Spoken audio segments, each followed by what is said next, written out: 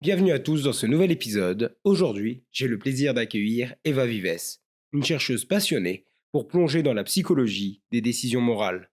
Ensemble, nous allons découvrir comment la présence d'autrui influence nos décisions morales et comment est-ce qu'elles informent les autres sur notre personnalité et influencent nos futures interactions. Si tu es curieux de mieux comprendre comment les circonstances et les émotions influencent ta moralité, alors cet épisode est pour toi. Attends-toi à apprendre quelle est la différence entre conséquentialisme et déontologie, pourquoi est-ce que l'on préfère les individus faisant un choix déontologique, comment la présence d'autrui influence nos décisions morales et cognitives, comment nos émotions guident notre moralité, pourquoi est-ce que notre empathie peut nous rendre immoral, qu'est-ce que l'on peut inférer de la personnalité d'une personne via ses choix moraux, pourquoi apprendre à désobéir est essentiel, comment est-ce que notre camp politique dicte notre moralité, et bien plus encore.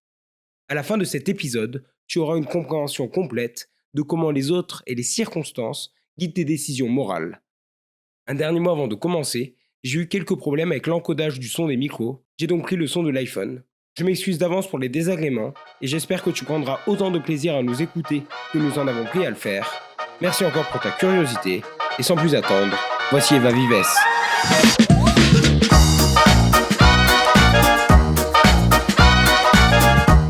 Bonjour Eva. Écoute, pour commencer l'épisode, je te propose de te présenter rapidement, de dire qui tu es, sur quoi est-ce que tu travailles. Yes. Alors, moi, je m'appelle Eva Vives, je suis post-doctorante en psychologie et en neurosciences. Je travaille à l'université de Gand, en Flandre, en Belgique, et je m'intéresse aux effets de présence d'autrui sur la prise de décision morale. Super. Donc aujourd'hui, c'est ce qu'on va parler. On va essayer de voir un petit peu quels sont les effets qui guident nos décisions morales, quel impact a du coup la présence des autres ou implicite ou même juste imaginaire avec ce qu'est le consensus. Et on va aussi voir, je crois, c'est l'impact des autres aussi sur la cognition et le raisonnement. Ouais, bon bah voilà, super. Bah pour commencer, tu voulais présenter des petits dilemmes moraux, histoire de rentrer directement dans le sujet. Alors, il y a des dilemmes qui sont très connus et qui sont un peu classiques, qui viennent de la philosophie morale. Mais il y en a un aujourd'hui dont j'aimerais en fait vous parler parce qu'il a guidé pas mal de choses en termes de travail. Donc, je vais le lire. Donc, il s'appelle Ford et Crocodile. Donc, déjà, ça commence bien. Donc, imaginez que vous êtes en vacances avec 4 autres touristes et 2 guides locaux. Et l'une des jeeps est tombée en panne. Le guide est parti avec l'autre chercher de l'aide. En attendant, vous décidez de passer de l'autre côté de la rivière dans une petite barque que vous avez trouvée sur les berges. Et à mi-chemin, vous apercevez 2 grands crocodiles. Le premier coup de queue est violent et manque de renverser le bateau. Qu'est-ce que vous faites ? Une possibilité de réponse, c'est vous jetez l'un des touristes à l'eau pour que les crocodiles l'attaquent. Vous savez qu'il va mourir mutilé. Mais vous et les 4 autres pourrez vous échapper. Alors, je te pose la question à toi, qu'est-ce que tu ferais ? Est-ce que tu accepterais cette proposition ou pas ? Parce que l'autre cas, c'est qu'on meurt tous. L'autre cas, c'est que tu ne ferais rien, en fait. C'est qu'il y a une omission de comportement et que toi, tu vas rester dans l'inaction. Et oui, effectivement, vous allez tous mourir. Là, comme ça, je dirais que j'aimerais bien avoir le courage de jeter l'autre personne à l'eau, ou à la limite peut-être de me jeter à l'eau, ça dépend qui est sur le bateau, je pense. Toi, tu t'impliquerais toi.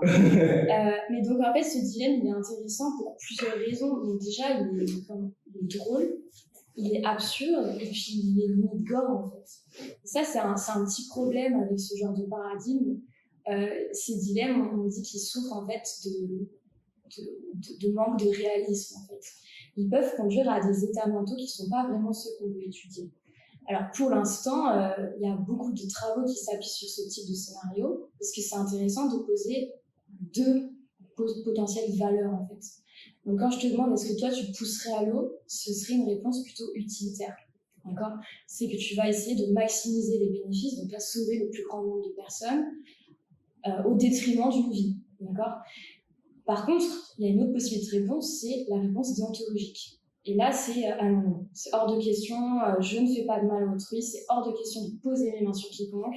Et donc là, on est plutôt sur un système de valeurs universelles, de type je ne veux pas tuer, je ne veux pas voler. Donc c'est des choses qui sont plutôt intuitives, liées aux émotions, automatiques en fait chez nous. Puis l'autre type de réponse utilitaire, elle est plutôt basée sur un raisonnement, tu vois, en termes de coût-bénéfice. Donc voilà. Et donc, ces paradigmes-là, les dilemmes moraux, ils sont utilisés depuis près de 20 ans maintenant en neurosciences et en psychologie. Ils sont critiquables, mais on peut quand même s'en servir pour étudier ce qui se passe dans le cerveau quand on prend ce genre de décision qui est très difficile et très ambigu. Parce que là, du coup, donc, le point de vue utilitaire, c'est l'avantage qu'il a, c'est que du coup, il va s'adapter. Ce ne sera pas toujours la même réponse en fonction de la situation. Elle va changer. Un coup, il pourra peut-être ne pas pousser la personne, un coup, il va la pousser, etc. Par contre, le point de vue déontologique, si j'ai bien compris, c'est une règle d'or et il n'y a pas d'omission à cette règle.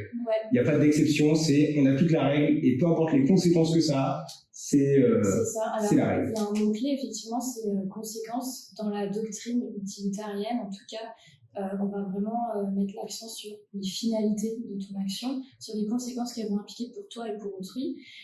Et dans le dilemme du crocodile, ce qu'on voit, c'est qu'en fait, toi, en tant qu'agent moral, tu vas t'impliquer, tu vas pousser physiquement l'individu. Et ça, donc il y a un chercheur qui travaille sur ça depuis près de 20 ans, c'est Joshua Green. Et lui, en fait, il a mis en évidence un système, en fait, une catégorisation de dilemmes moraux. Donc celui du crocodile rentrerait dans le dilemme qu'on appelle personnel, parce que tu vas directement intenter à la vie d'autrui, tu vas t'impliquer physiquement. Et en fait, cela, pour les individus, et puis dans notre cerveau, c'est très compliqué en fait de les gérer parce qu'il y a vraiment un conflit très important. Ils vont générer un conflit moral beaucoup plus grand que s'il n'y avait pas de, de blessures directes en fait.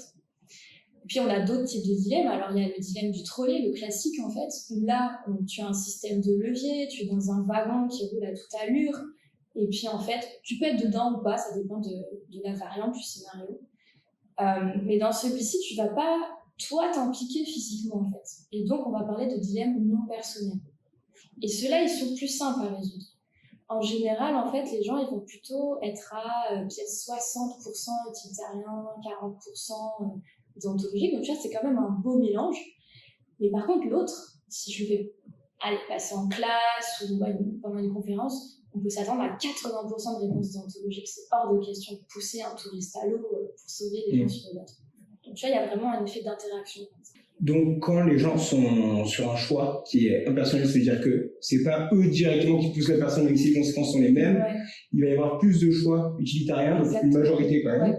Par contre, dès que ça va être impliqué par eux-mêmes, ils vont refuser de le faire. Alors, ça peut être impliqué par eux-mêmes, puis ça dépend de la variante du scénario, mais ça peut être aussi dès que tu vas faire une blessure physique, en fait. Dès que tu vas, toi, porter atteinte à l'intégrité d'autrui, là, on va considérer qu'effectivement, on aura plus de gens qui vont donner des réponses déontologiques. Parce que sur le dilemme du tramway, du coup, je connais la variante où il y a, du coup, pour si jamais il y a des gens qui ne connaissent pas, il y a 4 personnes attachées d'un côté sur une rail avec le train qui va les écraser. Et nous, on peut tirer sur le levier pour le changer de rail. Et dans ce cas-là, tu es une seule personne qui est attachée. Donc, quand c'est comme ça, c'est impersonnel. Donc, la majorité des gens vont choisir de tirer le levier pour tuer une personne et sauver les 4 autres. La variante où ce serait personnel, du coup, ce serait celle où il y a une personne en surpoids sur un pont. Et la solution, c'est de pousser la personne sur le train pour du coup tuer la personne, mais arrêter le train pour pas qu'il tue les 4 autres. Mais qu'est-ce qui se passe si on tire le levier, mais que le levier, il ouvre la trappe d'une personne et qui fait, en gros, c'est pas nous qui la poussons, on tire toujours sur le levier, mais la personne tombe, meurt, arrête le train, et les 4 autres, parce que du coup là, c'est personnel, impersonnel. Ce serait la même conséquence. De toute façon, cette personne serait sacrifiée. Mais il n'y a pas d'atteinte physique directe. En fait, c'est ça qu'il faut vraiment distinguer, c'est l'atteinte directe ou indirecte. Mais si tu me dis qu'il y a un système de trappe, ça revient au même qu'avec le système de levier, en fait. Ok, parce que je me disais que quand on tire le levier qu'il y a la personne sur le rail, la personne elle est attachée, bon bah tant pis pour elle. Ouais, mais tu vas sauver les 4 autres. En fait, les conséquences, elles vont être les mêmes. Oui, c'est ça, mais c'était juste pour savoir dans quelle catégorie se placer, s'il allait en personnel ou en impersonnel. Là, pour le coup, je dirais que c'est quand même impersonnel. Okay. Est-ce que tu as d'autres petits dilemmes moraux? Est-ce que tu veux qu'on les garde pour plus tard? Oui, on peut les garder pour plus tard. Ok, bah super. Bah écoute, on peut partir du coup sur l'effet de la présence d'autrui. Donc peut-être que tu peux commencer à nous introduire au sujet, dire les principaux effets qu'on a pu observer. Est-ce que tu veux commencer peut-être par le primate ou aller directement sur les hommes pour revenir après au primate? Oui, alors les effets de présence d'autrui en général, pas en ce qui concerne la psychologie morale, mais en psychosocial, ils sont assez détaillés et on voit que quand on est en présence d'autrui et en fonction du statut de cette personne, notre comportement il va changer. Et puis cette présence, elle soit directe et consciente ou implicite. Donc, on peut penser qu'autrui nous regarde, mais il ne le fait pas finalement. En fait, là, on a des effets déjà assez similaires. Donc, quand tu penses que quelqu'un te regarde versus quand quelqu'un le fait réellement. Mais ce qui est intéressant de voir, c'est sur des tâches cognitives, notamment comment est-ce que la présence, par exemple, de l'expérimentateur ou d'un congénère ou d'un collègue peut influencer, toi, ta performance. Et donc, il y a tout un tas de travaux qui se sont intéressés à ça. Je vais venir à la morale ensuite. Mais donc, ce qu'on voit, c'est qu'il y a des effets de facilitation. Il y a une étude que j'aime bien, qui est très vieille, qui date de 1901. C'était Triplett. Il s'intéressait en fait aux cyclistes et à la rapidité sur les vélos. Et donc, ce qu'il faisait, c'était de regarder comment est-ce qu'un cycliste allait se comporter quand un congénère était à côté. Et en fait, ce qu'on voyait dans ces travaux, c'était qu'il y avait une meilleure performance. La performance est accrue en cas de présence à côté de toi. Alors du coup, ce type de résultat, ça donne lieu à plein d'interprétations. Donc il y a des travaux de agents qui sont intéressés à interpréter ce phénomène-là, qui pensent que c'est plutôt une espèce d'excitation du système. Il y a d'autres chercheurs qui pensent que ça pourrait être un phénomène de compétition, qui conduirait à des effets de comparaison sociale, et donc là, on serait plus performant. Il y a quelque chose qui est hyper intéressant, en tout cas pour la morale, c'est qu'en fait, la présence d'autrui, elle pourrait capturer des ressources attentionnelles qui sont nécessaires à l'attachement. Moi, je viens de psychocognitive de base, donc ça m'intéresse beaucoup, en fait. Comment est-ce que la présence d'un congénère pourrait capturer ton attention et du coup avoir des effets délétères parfois ou des effets de facilitation sur l'attachement. Et c'est intéressant pour la psychologie morale parce que les modèles dominants en ce moment en psychologie morale, donc c'est le Dual Process Model de Green, qui a mis en évidence que quand on répond à des dilemmes moraux, donc je viens à ça, quand on fait une tâche de jugement moral, en fait, il va y avoir différentes parties du cerveau qui vont s'activer, notamment les aires préfrontales et frontales, donc qui sont plus, on va dire, qui impliquent plus de fonctions exécutives, tout ce qui va être mémoire de travail, inhibition, raisonnement, mécanique de logique. Mais pas seulement, il y a aussi l'aspect émotionnel. Et donc dans ce modèle, il distingue bien les deux. Donc il y a ce versant-là, donc plutôt cognitif, délibératif. Puis il y a aussi le versant automatique, émotionnel, affectif. Et là, qui va reposer plutôt sur des aires du système limbique, pardon. Et donc, par exemple, pour répondre de manière déontologique, c'est vrai qu'on va plutôt avoir recours à ce système-là, tu vois. Émotionnel, ce qui explique pourquoi est-ce que c'est la réponse automatique. Oui, ça dépend en fait du recrutement des aires cérébrales pour l'individu. Et donc, c'est intéressant, les histoires de présence d'autrui, parce que si ça capture effectivement des ressources attentionnelles, on peut se demander, mais alors, quand on répond à des dilemmes moraux, comment est-ce que ça se passe? Parce qu'on a besoin de nos ressources attentionnelles, justement, pour faire ce traitement-là bénéfice. Donc, on pourrait se dire, bon, est-ce qu'il va y avoir un changement en termes de pattern de réponse, en termes utilitaristes ou déontologiques? En fait, comment ça se passe? Donc ça, c'est vraiment le sujet qui m'anime en ce moment.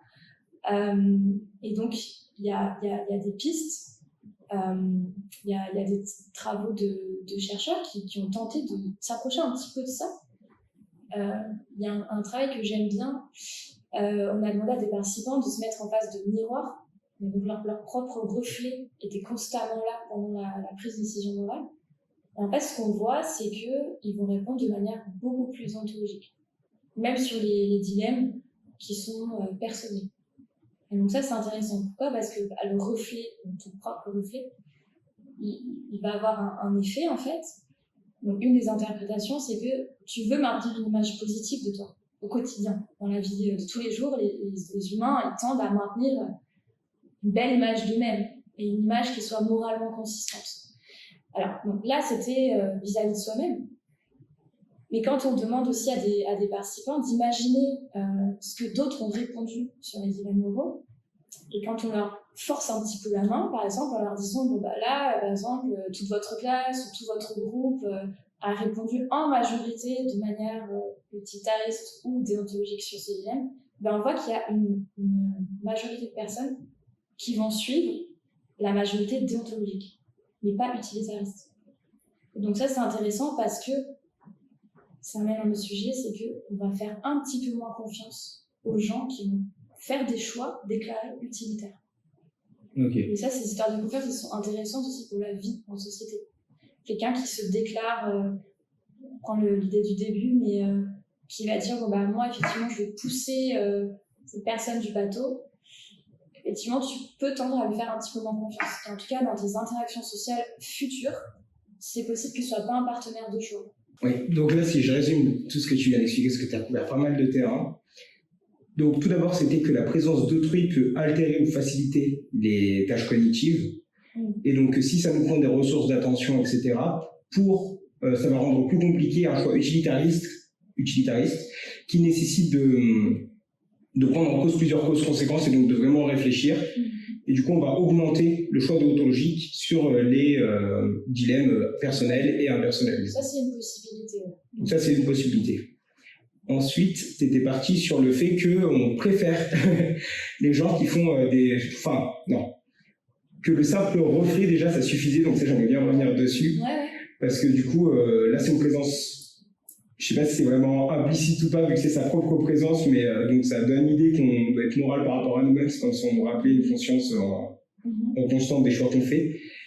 Et est-ce que ça marche du coup quand, du coup, je suppose que l'effet tient quand c'est un présentateur, quelqu'un qui est à côté de nous. Et par contre, est-ce que ça marche quand c'est juste une affiche, par exemple des yeux qui regardent, ou une vitre peut-être teintée, où on se dit que peut-être il y a quelqu'un derrière qui nous regarde, mais on ne sait pas. Et ben alors du coup, pour l'instant, à ma connaissance en tout cas, il n'y a pas de travaux comme ça. Et c'est justement ce qu'on fait avec une de mes étudiantes, Roselyne Virgulin, qui travaille en Turquie. Et donc, on va s'intéresser justement aux effets d'indice des yeux. Alors, ça s'appelle watching eyes en anglais. On va regarder comment est-ce que ça, quand tu mets en haut du dilemme, ça peut influencer ou pas ta réponse. Alors, les effets de watching eyes dans la littérature, ils sont pas très consistants. C'est vrai que c'est une littérature un petit peu compliquée. On voit qu'il y a des effets sur les comportements prosociaux et aussi une réduction des comportements antisociaux. Mais c'est pas toujours le cas. En tout cas, il y a des méta-analyses récentes qui montrent que ça réplique pas très bien. Donc, faut être assez vigilant par rapport à ça. Mais c'est quand même intéressant de le tester expérimentalement pour savoir quel est l'effet de ces watching eyes sur la prise de décision morale. Et ensuite, par rapport à la vie teintée, c'est aussi un autre paradigme qu'on voulait mettre en place à l'Université de Gand, puisqu'on a une salle comme ça avec une vie teintée. Donc, on pourrait tout à fait manipuler en fait une suspicion de présence, une absence complète de présence, et puis bien sûr un bon contrôle où il serait dans des conditions comme ça, avec pas de vie teintée du tout, pour regarder sur le pattern de réponse, quoi.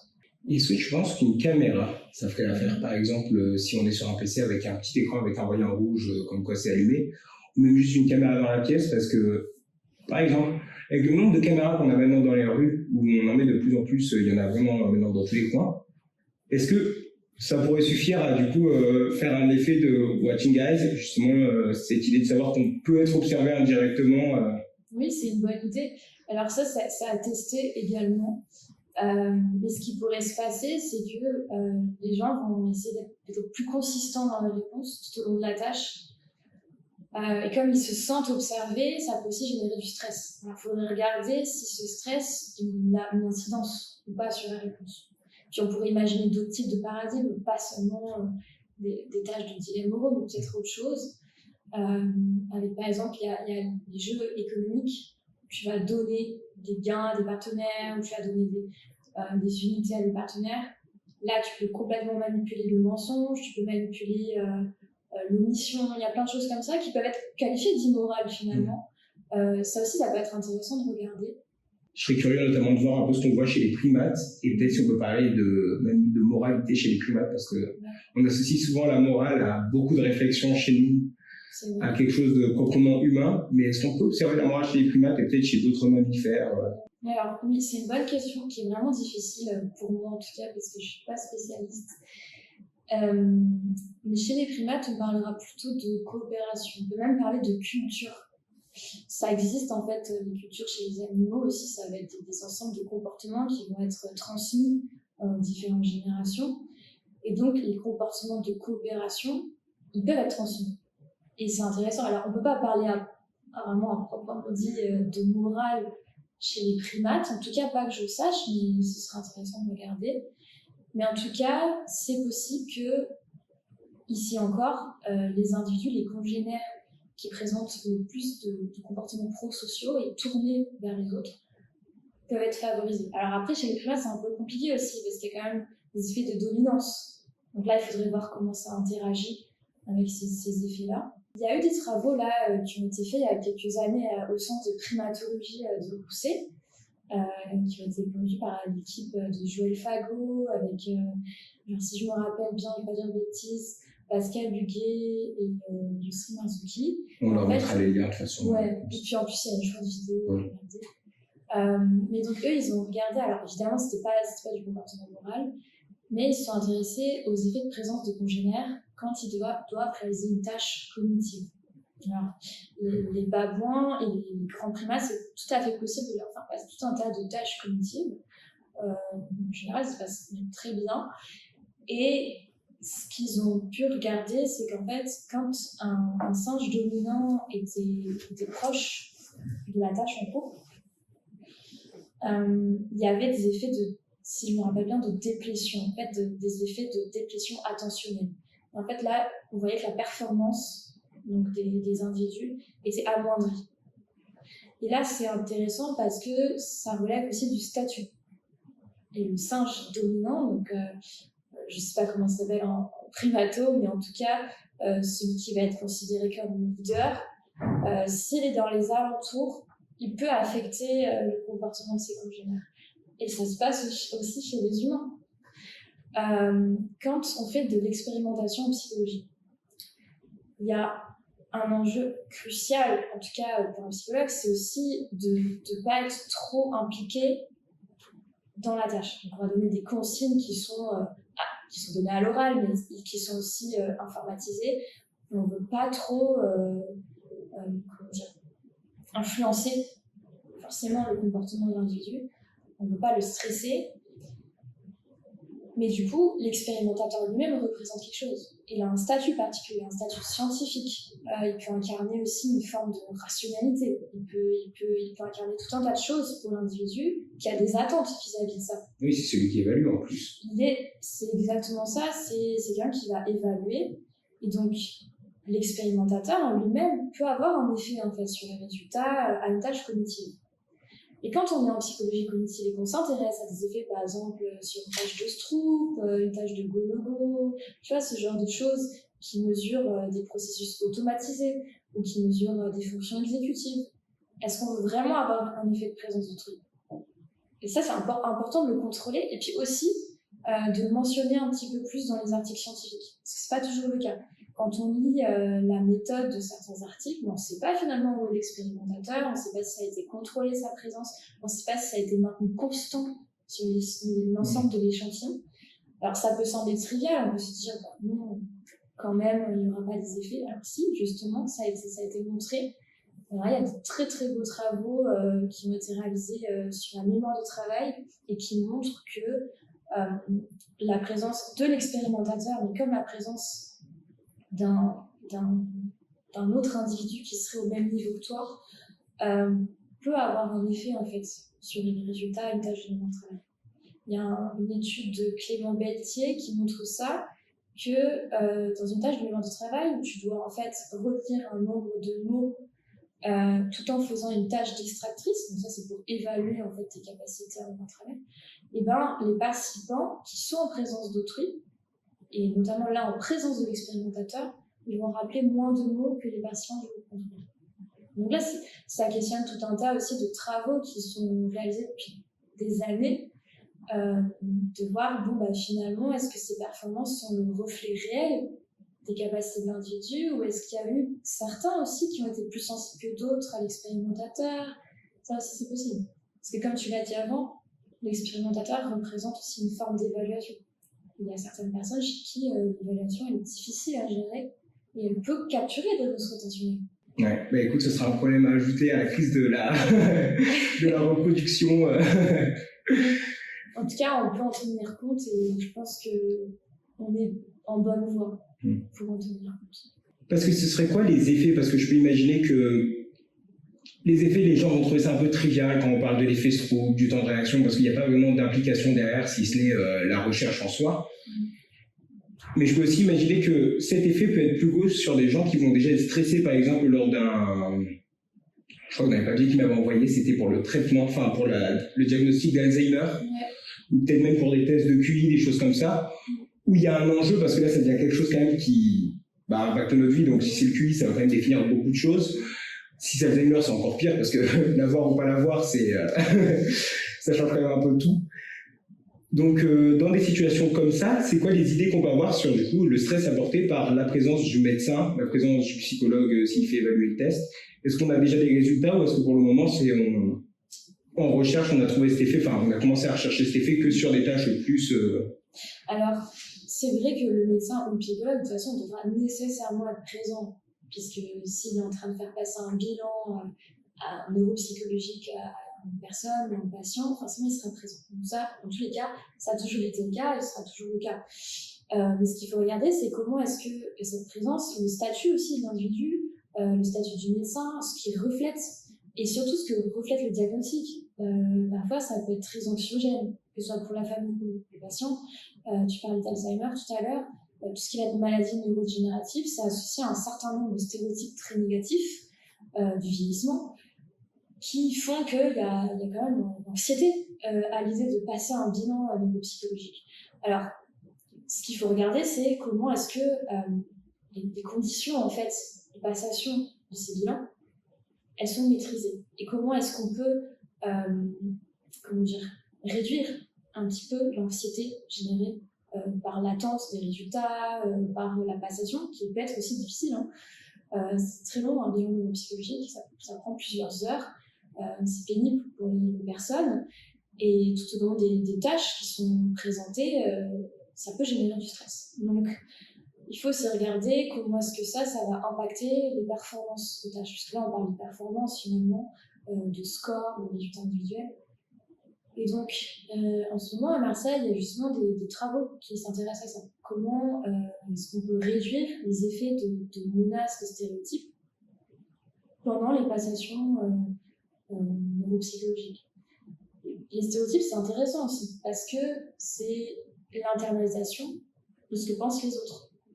Donc on revient en fait à ces histoires de présence, tu vois. Oui, c'est une présence implicite, entre guillemets. Exactement. Enfin, en tout cas pour moi, c'est une présence implicite qui est indirecte, mais c'est des idées en fait qui sont de rumination et en tout cas qui peuvent interférer avec ce que tu es en train de faire et avec ce que tu es aux tâches auxquelles tu es en train de répondre. Donc il faut aussi en tenir compte comment est-ce que ça peut créer des faux positifs. Et si on peut les réduire, c'est encore mieux. Donc là, il y a des travaux qui sont à suivre de près, l'équipe d'Isabelle Rémy qui s'intéressait à ça depuis plusieurs années. Comment est-ce que les effets de menace, les stéréotypes liés à l'âge peuvent avoir un effet sur le diagnostic précoce de la maladie d'Alzheimer. Je te propose de repartir un petit peu sur les pistes qu'on a laissées plus tôt au niveau du conséquentialisme et de la déontologie et de voir comment sont perçues les personnes qui font un choix conséquentialiste ou déontologique par les autres et du coup peut-être comment est-ce que ça peut guider du coup leur choix. Exact. Alors, c'est vrai qu'on a dit plus tôt que les gens qui vont prendre des décisions plutôt déontologiques qui sont liées à des prémices universelles qui sont je ne dois pas blesser autrui, je dois faire attention, etc. Ceux-là, c'est des partenaires de choix. Mais dans la littérature scientifique, ce qu'on voit, c'est que souvent, le choix utilitariste est considéré comme un choix supérieur, moralement. C'est questionnable. Il y a beaucoup de travaux qui ont montré ça, qui même seraient dans l'optique de comment est-ce qu'on va réduire les choix déontologiques, justement. Parce que d'un point de vue de la société, en termes de coût-bénéfice, c'est moins intéressant. Mais se pose la question d'une réelle supériorité. de l'un sur l'autre. Parce que les deux peuvent coexister complètement. Et il y a des travaux qui montrent que chez certains individus qui ont des traits psychopathiques, et ça a été fait avec des criminels aux États-Unis, et bien là, c'est pas une majorité de choix déontologiques qui était faite sur les jugements moraux, mais plutôt utilitaire. Et donc c'est intéressant de regarder aussi que ces choix-là, ok, ils sont peut-être considérés comme supérieurs par les scientifiques, mais en termes de population générale, qu'est-ce qui les prend? Alors évidemment, tout le monde, le tout venant, effectivement, il y a des personnes qui ont des traits psychopathiques, etc., ou des traits, par exemple, sur des échelles comme la Dark Triad, ça c'est intéressant aussi, qui peuvent avoir des traits plutôt machiavéliques ou narcissiques. Ouais, alors on peut peut-être faire rapidement ce que c'est la Dark Triad. Oui. Je pense que tout le monde connaît le Big Five, c'est les 5 aspects de la personnalité, donc c'est ouverture aux expériences, agréable, conscienciosité, neurotisme et le dernier c'est quoi? Extraversion. Et la Dark Triad, c'est l'aspect un peu négatif de cette personnalité, donc ça va être 4 traits, parce qu'on en a 4, ils en ont rajouté un. Il y avait machiavélisme. Donc machiavélisme, c'est utiliser ces mots pour arriver à ses fins en manipulant les autres. Ouais. Psychopathie, c'est le manque d'intérêt c'est le manque d'empathie chez les autres et donc maximiser ses gains à soi au détriment des autres. Et ensuite, il y avait narcissisme. Donc ça, c'était les 3 originaux. Donc narcissisme, tout le monde sait ce que c'est, mais ils en ont rajouté un 4e. En gros, c'est des clusters, c'est-à-dire qu'ils corrèlent tous entre eux. Et le 4e, c'est sadisme, ce qui est assez marrant. Donc c'est le plaisir dans la souffrance des autres, et ils corrèlent avec les 4 à un très haut niveau. Donc, alors, bien sûr, sur ce genre d'échelle, comme il n'y a pas d'aspect contrôle, forcément, quand on va répondre une question, on va scorer plus haut sur l'un ou sur l'autre. Donc, si vous l'avez passé à votre oncle ou à votre maman, c'est tout à fait possible que les réponses vous surprennent, mais c'est normal parce qu'il n'y a pas de question contrôle, en fait. Mais donc, ces individus qui peuvent scorer haut sur ce type d'échelle de personnalité, ou qui ont des traits plutôt psychopathiques, qui sont avérés, qui sont enfermés malheureusement pour ça. Là, quand on s'intéresse à leurs décisions morales, on voit qu'il n'y a pas du tout le côté affectif en jeu. Il n'y a pas ce côté émotionnel, intuitif dont parle Haidt, par exemple. Et ça amène à la notion d'empathie. L'empathie, elle est aussi nécessaire pour faire un choix moral avec lequel on va se sentir confortable. Et l'empathie, elle intervient également dans nos décisions morales en permanence. Ce que je pense des états mentaux ou des états émotionnels d'autrui, ça va avoir aussi un enjeu, en gros, sur la manière dont moi je me contacte cette personne. Mais surtout, c'est intéressant donc de remettre en question cette idée de supériorité d'une réponse sur l'autre, parce que ça ne veut pas dire qu'on est plus intelligent si on fait un choix utilitaire. Ça ne veut pas dire qu'on a un brillant cerveau. Non, c'est juste une manière de penser qui est malléable et qui est malléable au contexte aussi. Donc, d'abord aux effets de présence sociale, mais aussi à tout un tas d'autres facteurs. Des facteurs plutôt dispositionnels aussi, par exemple la religiosité, l'orientation politique, ça a une incidence aussi sur la manière dont on va décider moralement et se comporter moralement.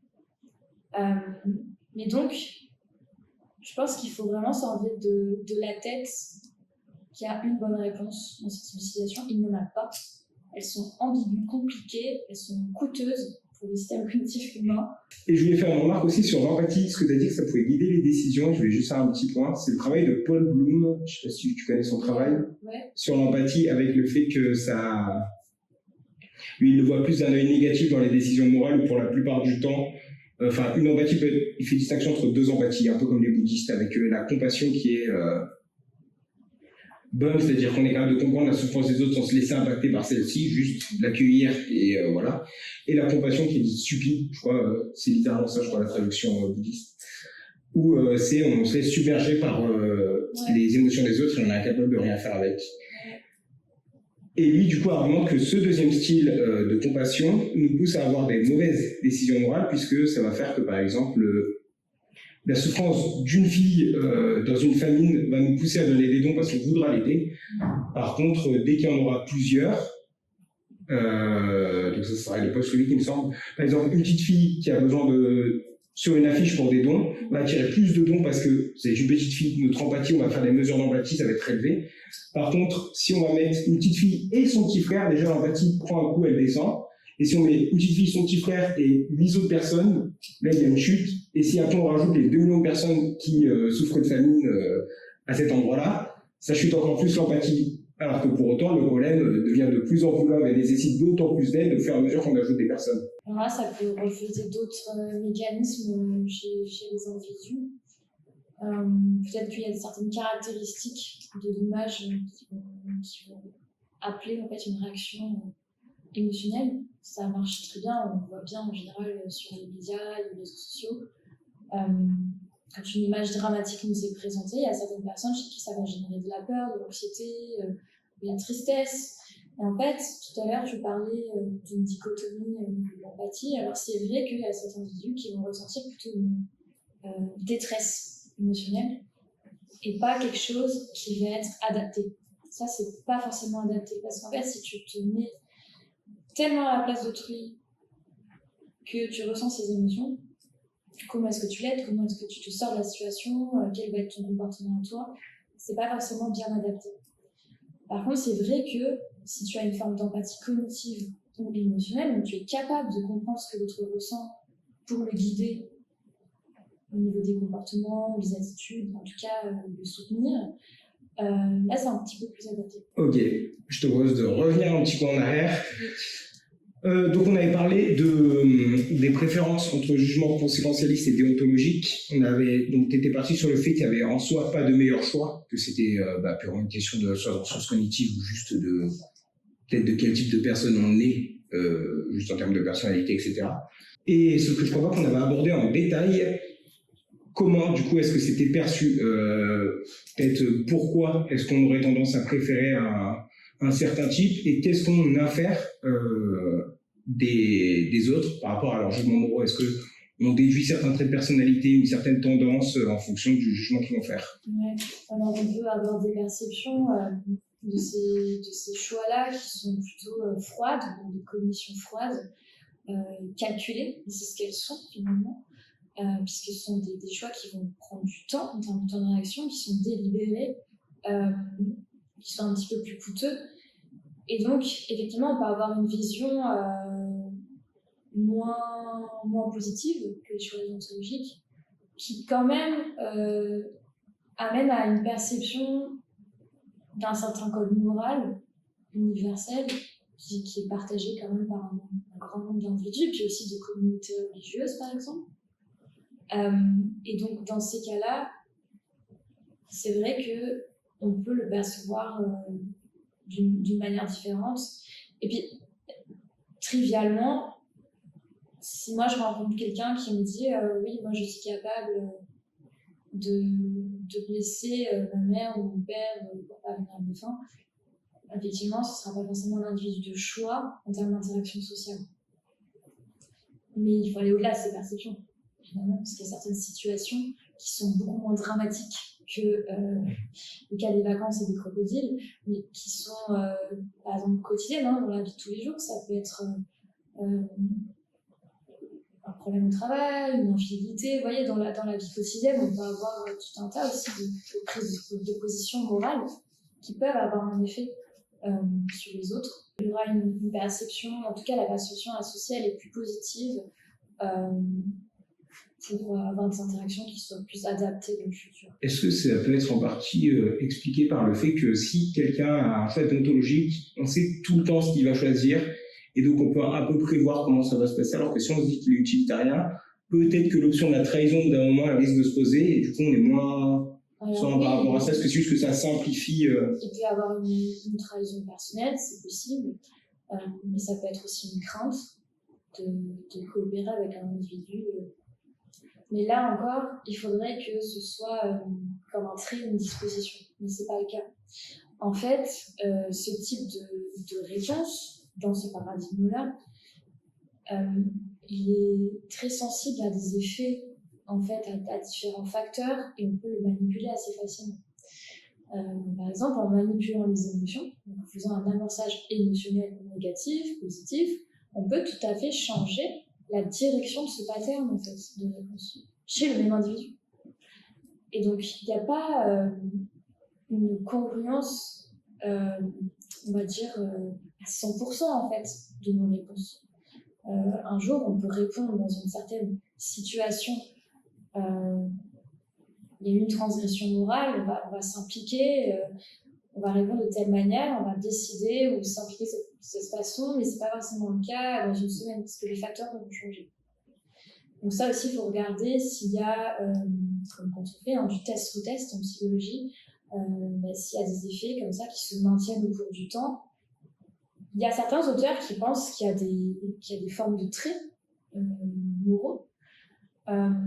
Moi, je suis moins sûre, et puis en plus, avec mes travaux, je ne peux pas aller dans cette direction, parce que si je me dis que la simple présence d'un congénère ou d'autrui peut avoir une action en fait, sur des décisions aussi importantes, même si elles sont fictives, comment est-ce que je pourrais mettre ça en lien? Alors oui, on peut mettre en lien avec des traits personnels, évidemment, il y a des effets d'interaction, mais en tout cas, pour moi, il y a une forme de malléabilité, et il faut aussi le garder en tête. C'est pas parce qu'on décide de telle façon un jour que ce sera toujours le cas. On évolue de toute façon. Donc là, ce que tu viens de dire, c'est que certains auteurs essaient d'établir des profils moraux, entre guillemets, où une certaine décision dans un dilemme permettrait de dire que cette personne, elle est un peu plus conséquentialiste de manière générale, mais peut-être parce que ça, ils vont en faire d'autres traits, peut-être qu'elle est un peu plus consciencieuse, peut-être qu'elle est, je sais pas avec quoi est-ce qu'ils font des liens. Ouais. Et toi, tu viens limiter cet effet en disant que s'il va y avoir un effet de la présence d'autrui, c'est que ce trait est forcément légèrement malléable, ou en tout cas, soit il existe ou il n'existe pas, ou en tout cas, du moins, qu'il reste malléable, puisqu'il va changer en fonction de qui le regarde, ou en fonction même du temps. Oui, c'est une possibilité. Alors ça, on va le découvrir dans quelques mois, j'espère, on verra ce que ça donne.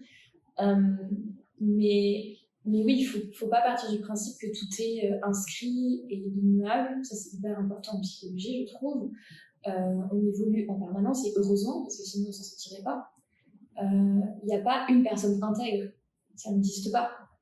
Il y aura des actions qui peuvent être qualifiées d'intègres, mais en soi, ça veut dire que la personne se comporte comme un ange finalement, parce que ça existe. Et attends, je voulais dire un autre truc. Tu m'as dit un truc, ça m'a interpellée. Oui, alors il peut y avoir des effets d'interaction avec des dispositions. Il y a des dispositions qui sont aussi très pertinentes dans la littérature, c'est tout ce qui va être le sentiment religieux, le fait d'appartenir aussi à une communauté religieuse. Ça vient avec tout un tas de principes moraux qu'il ne faut pas transgresser. Et donc là, effectivement, ce type de trait, en tout cas de facteur, peut entrer en interaction avec des éléments plus contextuels. Alors ça peut être, oui, la présence d'autrui, mais aussi beaucoup plus simplement, comment est-ce qu'on va construire les dilemmes moraux. Parce qu'en fait, on l'a vu tout à l'heure, c'est vrai qu'on peut classifier de façon dichotomique, impersonnel, personnel, mais on peut aussi imaginer toute une série de transgressions morales, de petits scénarios, des vignettes comme ça, et puis c'est le cas dans la littérature. Et quand on manipule ça, on a des effets différents, des effets de narratif, ou même des effets de formatage. Ce ne sont pas les mêmes effets. Passer une tâche de ce type de jugement moral en réalité virtuelle, par exemple, ça n'a pas forcément le même pattern de résultat qu'en laboratoire avec une feuille ou devant un ordinateur. Il y a plus d'implication, il y a plus aussi de réaction émotionnelle. Il y a quand même des différences aussi en termes de réponse. Elles vont être moins tranchées. Il y aura moins d'assurance aussi dans ce type de réponse. Donc, en réalité virtuelle ou en situation réelle, ce sera beaucoup plus difficile d'atteindre la vie d'autrui, par exemple, que si c'était une situation complètement fictive sur ordinateur. Donc, est-ce qu'on aurait tendance à faire plus de choix déontologiques, le nombre de choix déontologiques augmente au fur et à mesure que la situation devient de plus en plus réelle, c'est-à-dire de plus en plus propre à notre vie quotidienne. Donc, par exemple, si on prend quelqu'un dans la rue, est-ce qu'il va prendre plus de choix déontologiques que si on prend cette même personne dans un laboratoire? Est-ce que si c'est en réalité virtuelle, il va prendre un peu moins de choix déontologiques que quand c'est en laboratoire et ainsi de suite?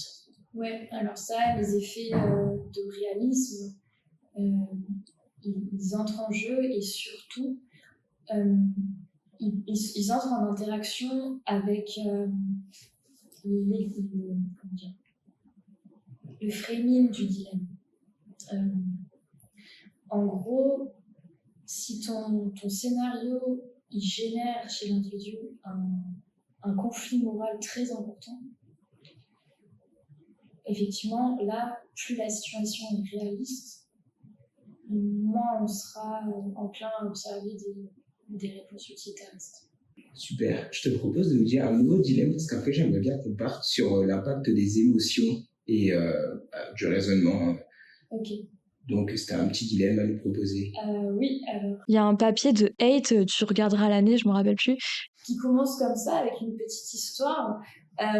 C'est donc deux personnes, un homme et une femme, qui sont en vacances, mettons en bord de plage, sur une île. Et puis, donc, ils ont chacun leur petit bungalow. Et un soir, donc, ils décident de se retrouver, de dîner ensemble, et finalement, d'aller un petit peu plus loin. Bon, alors là, je te pose la question tout de suite. Toi, tu penses quoi de cette situation, immédiatement? Pour le moment, tout va bien. Pour le moment, jusqu'ici, tout va bien. Mais donc, une information qui n'est pas connue des participants et qui est donnée après, c'est qu'en fait, ces deux personnes sont frères et sœurs. Alors là, du coup, ça génère une émotion. Je mets mon point dans le mille, je pense que c'est du dégoût. Et en fait, cette émotion du dégoût, elle entre beaucoup en jeu, en fait, dans le système de raisonnement moraux. L'idée de dégoût et de colère, ils vont aussi beaucoup driver nos actions. En cas de transgression morale, là, on peut considérer que c'est une transgression morale pour plein de raisons. On connaît, donc l'inceste, puis ensuite, en termes de conséquences, s'ils ont des enfants, ça peut être problématique. Évidemment, c'est ce à quoi on va penser immédiatement. En termes d'évolution et du maintien de l'espèce, ce ne sera pas adaptatif, en fait. Donc, on considère que c'est une transgression morale. Il y a plein de raisons évolutives pour l'expliquer en soi.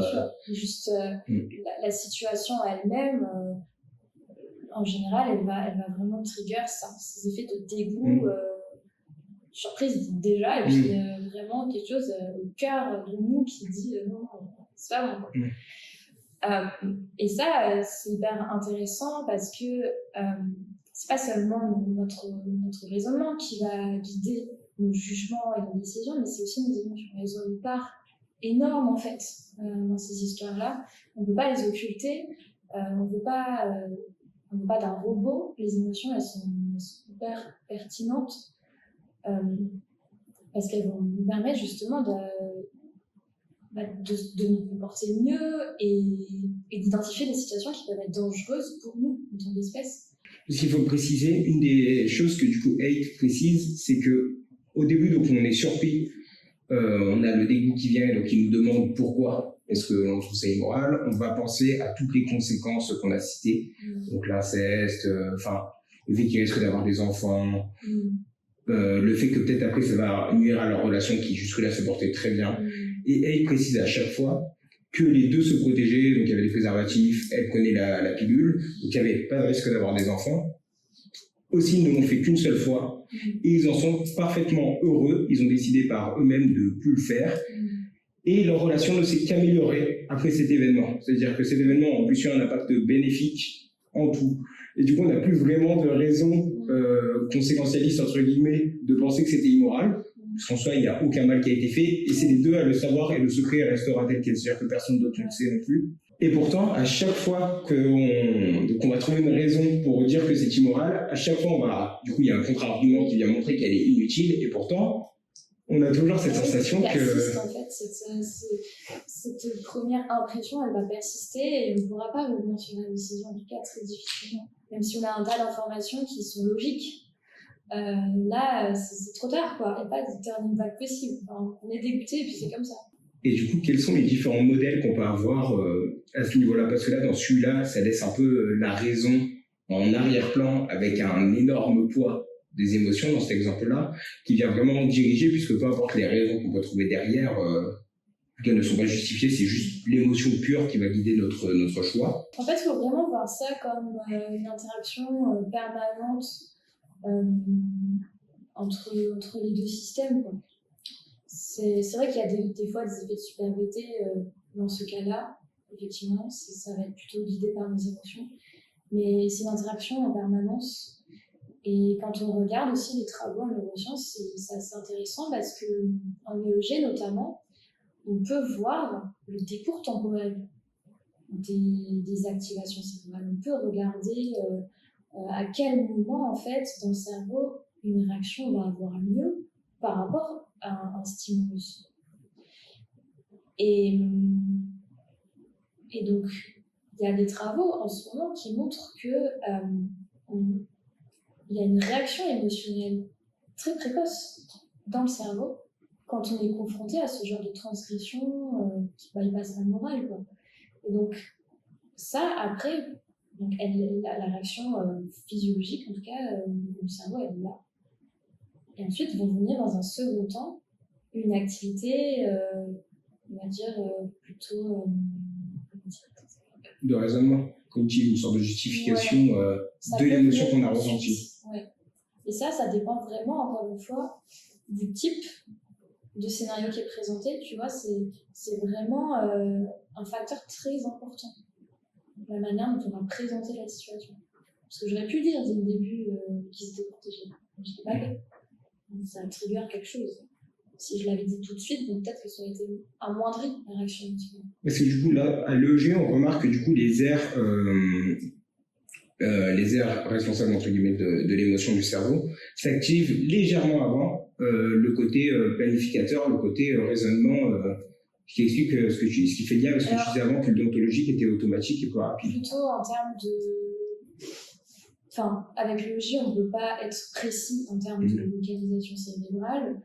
Mais ce qu'on peut voir, c'est qu'il y a des activités précoces au niveau du système limbique dans ce type de situation de transgression morale.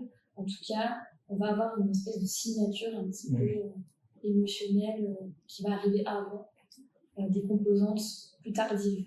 Et donc pour toi, est-ce que tu penses qu'on se tournerait plus vers un modèle des décisions morales qui se tourneraient plus vers celui de Green, donc où la raison et les émotions ont un poids plus ou moins égal, et donc après, en fonction des situations, peut-être que ce sera un peu plus les émotions ou un peu plus la raison?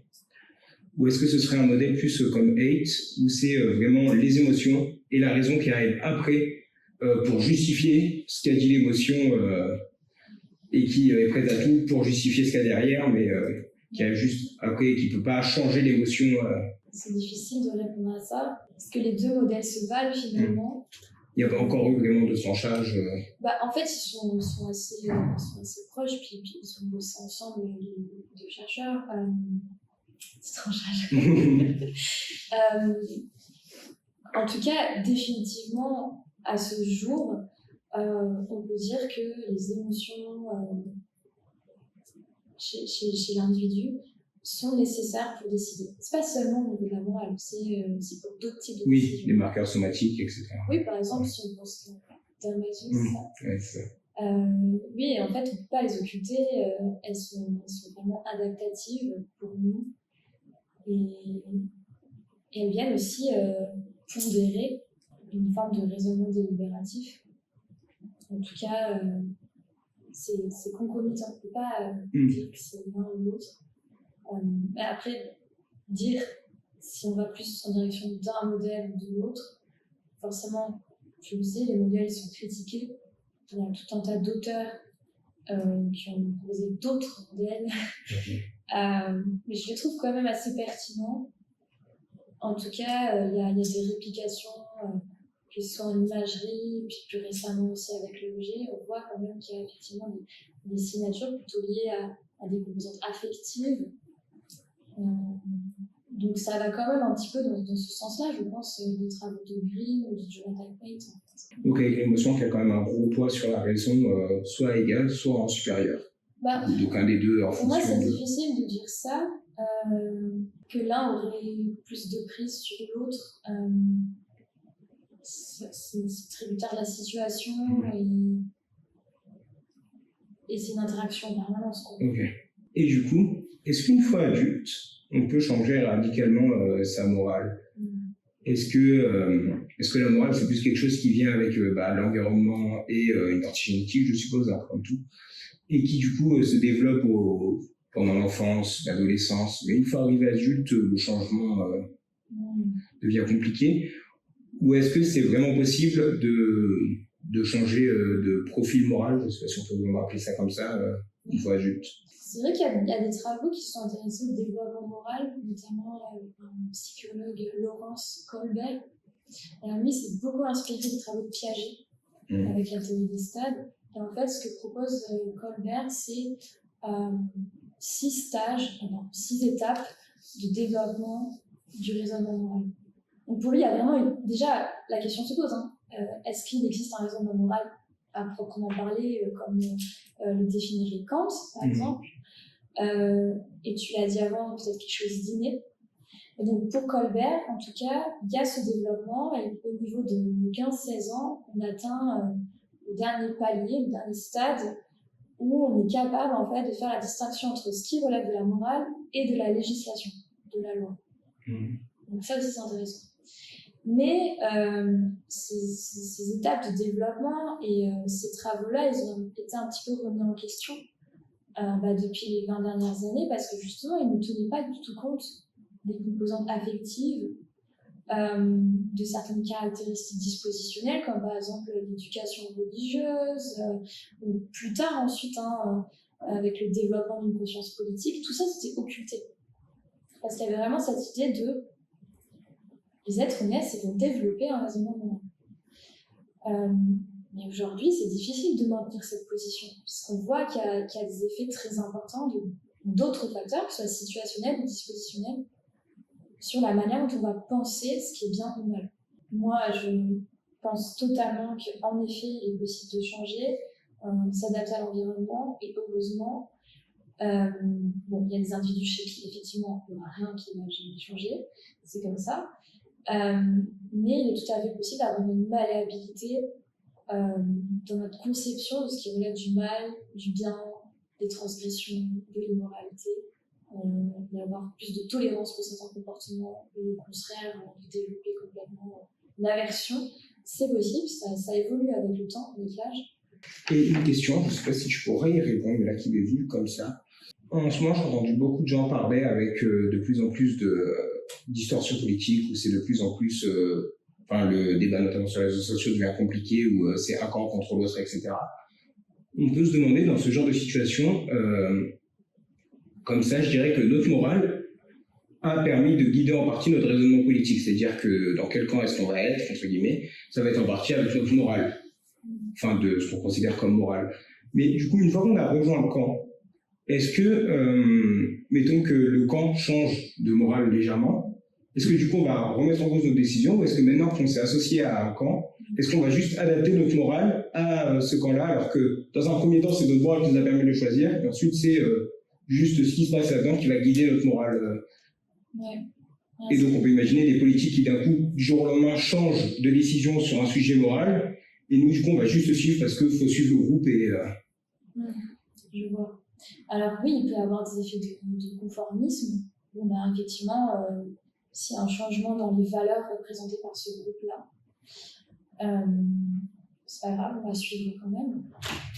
Un petit exemple bateau, mais souvent quand des politiciens, des personnes travaillant au gouvernement sont accusés de crimes, ou, je sais pas, de détournement d'argent, des choses plus graves, ça change pas la perception des gens pour ces personnes.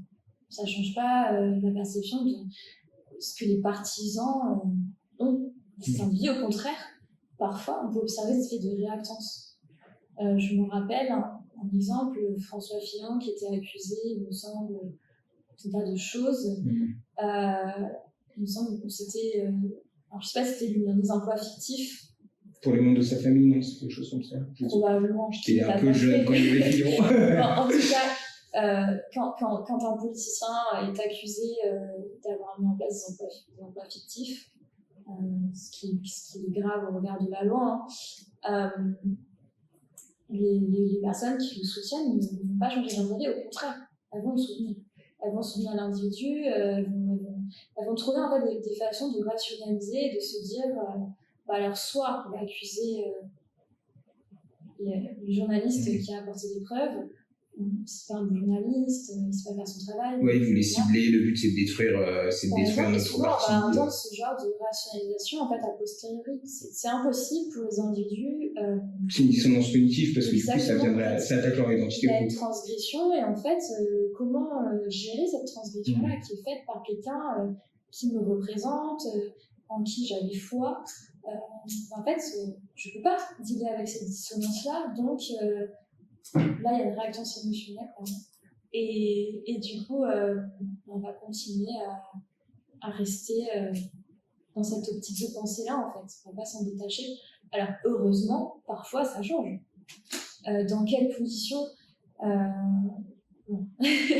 et comment et pour qui c'est intéressant de regarder aussi les facteurs qui vont favoriser les gens à résister à des transgressions ou à résister à des ordres qu'on leur donne, par exemple. Il y a des travaux comme ça qui sont conduits par mon équipe, ma superviseure actuelle à Gand, par Émilie Gaspard, qui s'intéresse à comment est-ce que les gens qui résistent aux ordres qu'on leur donne au moment des génocides, en fait, comment est-ce que ça se passe au niveau, pour eux, en fait, au niveau des mécanismes cérébraux, des mécanismes cognitifs qui sont impliqués, quand ils reçoivent un ordre de porter atteinte à la vie d'autrui. Et pourquoi certains, en fait, ont résisté plus que d'autres pourquoi est-ce que certains individus sont capables de dire non, c'est hors de question comme dans l'expérience de Milgram, certaines personnes ont dit je ne veux pas donner des chocs électriques, je ne peux pas le faire. Il y a un refus du statut d'expérimentateur, il y a un refus du militaire qui va te donner l'ordre, en fait. Et donc chez ces personnes, il y a des facteurs, il y a un bagage, en fait, qui vient dire non, ça marche pas. Pour eux, ça marche pas. Alors, à une échelle moins grave, effectivement, quand il s'agit d'informations qui sont communiquées sur les réseaux par rapport à telle transgression d'un politicien, d'un élu local, je ne sais pas, qu'est-ce qui va faire qu'il va y avoir un changement comme ça qui s'opère chez l'individu pour dire non, là, c'est pas possible, je ne peux pas continuer à soutenir ou à obéir à cette personne. Donc ça, je vous conseille, moi, de lire le livre de Émilie Gaspard, qui s'intéresse à l'état agentique, à comment est-ce qu'on va obéir aux ordres et pourquoi est-ce qu'on va résister. Est-ce que tu connais le livre Le 101e régiment de bataillon d'infanterie allemande, qui est sur un bataillon, c'est un livre qui raconte comment c'est un bataillon de civils allemands qui, pendant la guerre nazie, vont être recrutés en 1940 ou 41, donc après les débuts. C'est des gens qui sont tous dans la 40-50aine, donc qui n'ont pas vécu la propagande nazie quand ils étaient enfants. Ils viennent tous d'un quartier où, avant ça, ils faisaient du business avec les juifs, etc., où ils ne sont pas antisémites. Il faut savoir que l'Allemagne nazie était moins antisémite de manière générale que la France à l'époque, en comparaison. Et donc là, eux ne sont pas antisémites. Ils vont être envoyés en Pologne. Donc c'est un régiment d'infanterie, donc ça va être un peu des gendarmes. Donc c'est des gens qui ne sont pas formés militairement dans un premier temps plus que nécessaire à ce moment-là. Et ils vont devoir conduire des choses comme vider des ghettos, mettre les juifs dans les trains, faire des exécutions. Et le chef local, donc celui qui représente l'État nazi là-bas, la plus grosse autorité, est contre ce qui se passe. Et donc propose à ces hommes de ne pas faire le travail, pour ceux qui ne veulent pas faire le travail, sans aucune conséquence négative. Donc en gros, ils découvrent. Donc le travail sera fait, mais ceux qui ne veulent pas y participer seront couverts sans aucune conséquence. Et le chef fait vraiment ça clair. Donc au début, je peux comprendre que les gens doutent et donc ont peur, sauf qu'il y a, je crois qu'au début, c'est 2% des gens qui refusent, et donc les autres voient bien qu'ils n'ont aucune conséquence. Donc les gens ne le font pas, les massacres continuent, au début, ils doivent commencer à exécuter les gens. Et vu que c'est des débutants, c'est une histoire horrible, mais ils prennent les enfants, les femmes, etc. d'un ghetto, ils les emmènent dans la forêt, ils vont les exécuter. sauf qu'ils ne savent pas comment exécuter les gens. Et du coup, en fait, ce qu'ils font, c'est qu'ils creusent des tranchées, ils les mettent debout. Ils se mettent derrière, ils mettent le pistolet à la nuque et ils tirent. Sauf qu'en fait, en faisant ça, la cervelle explose sur eux. Et ce qui fait que c'est extrêmement dur émotionnellement de recevoir d'un coup tout ça. Donc, au fur et à mesure, on les voit apprendre à tuer. Donc, en fait, au final, ils les allongent par terre directement, ils tirent d'en haut. Ils savent qu'ils doivent tirer en bas de la nuque pour tuer, pas là, sinon ça explose tout et ils se tâchent. Enfin, ils apprennent au fur et à mesure, mais aussi ils voient que pendant qu'ils tuent à la chaîne, donc des gens, ceux qui sont juste surpassés émotionnellement, qui peuvent plus, partent. Et le chef ne leur donne aucune conséquence. Donc, ils voient très bien, multiplier, parce que c'est plusieurs tueries comme ça qui se font. Ils voient très bien à chaque fois multiplier reprises qu'il y en a qui arrêtent. Il n'y a aucune conséquence. Et pour autant, je crois qu'à la fin, je ne suis pas sûr des pourcentages, mais c'est plus de 80% des gens qui n'ont pas arrêté. Alors qu'à côté, ils développent des addictions de méthamphétamine, alcool, qu'entre eux, ils parlent d'à quel point c'est dur, que c'est éprouvant. Donc, ils n'ont pas envie de le faire. Et pour autant, il n'y a plus la conséquence d'autorité comme 1000 grammes, entre guillemets, puisque le chef les couvre et ça a été montré. Et pour autant, la majorité continue. Et donc, je trouve que ça montre bien un peu du coup, ce choix de décision morale où là, il y a d'autres choses qui viennent avec le groupe. Et avec l'autrui, et avec le statut véhiculé par celui qui va ordonner, en fait. Oui, exactement. Bah, là, dans ton exemple, c'est vraiment très grave, en fait, ce qui est fait. Et dans les expériences de Milgram, qui sont répliquées actuellement avec des protocoles beaucoup plus éthiques, on peut utiliser, en fait, des machines à choc. Donc, c'est des machines qui sont standardisées et en fait, on peut regarder comment est-ce que les individus vont accepter ou pas de donner un choc à quelqu'un qui est en face d'eux.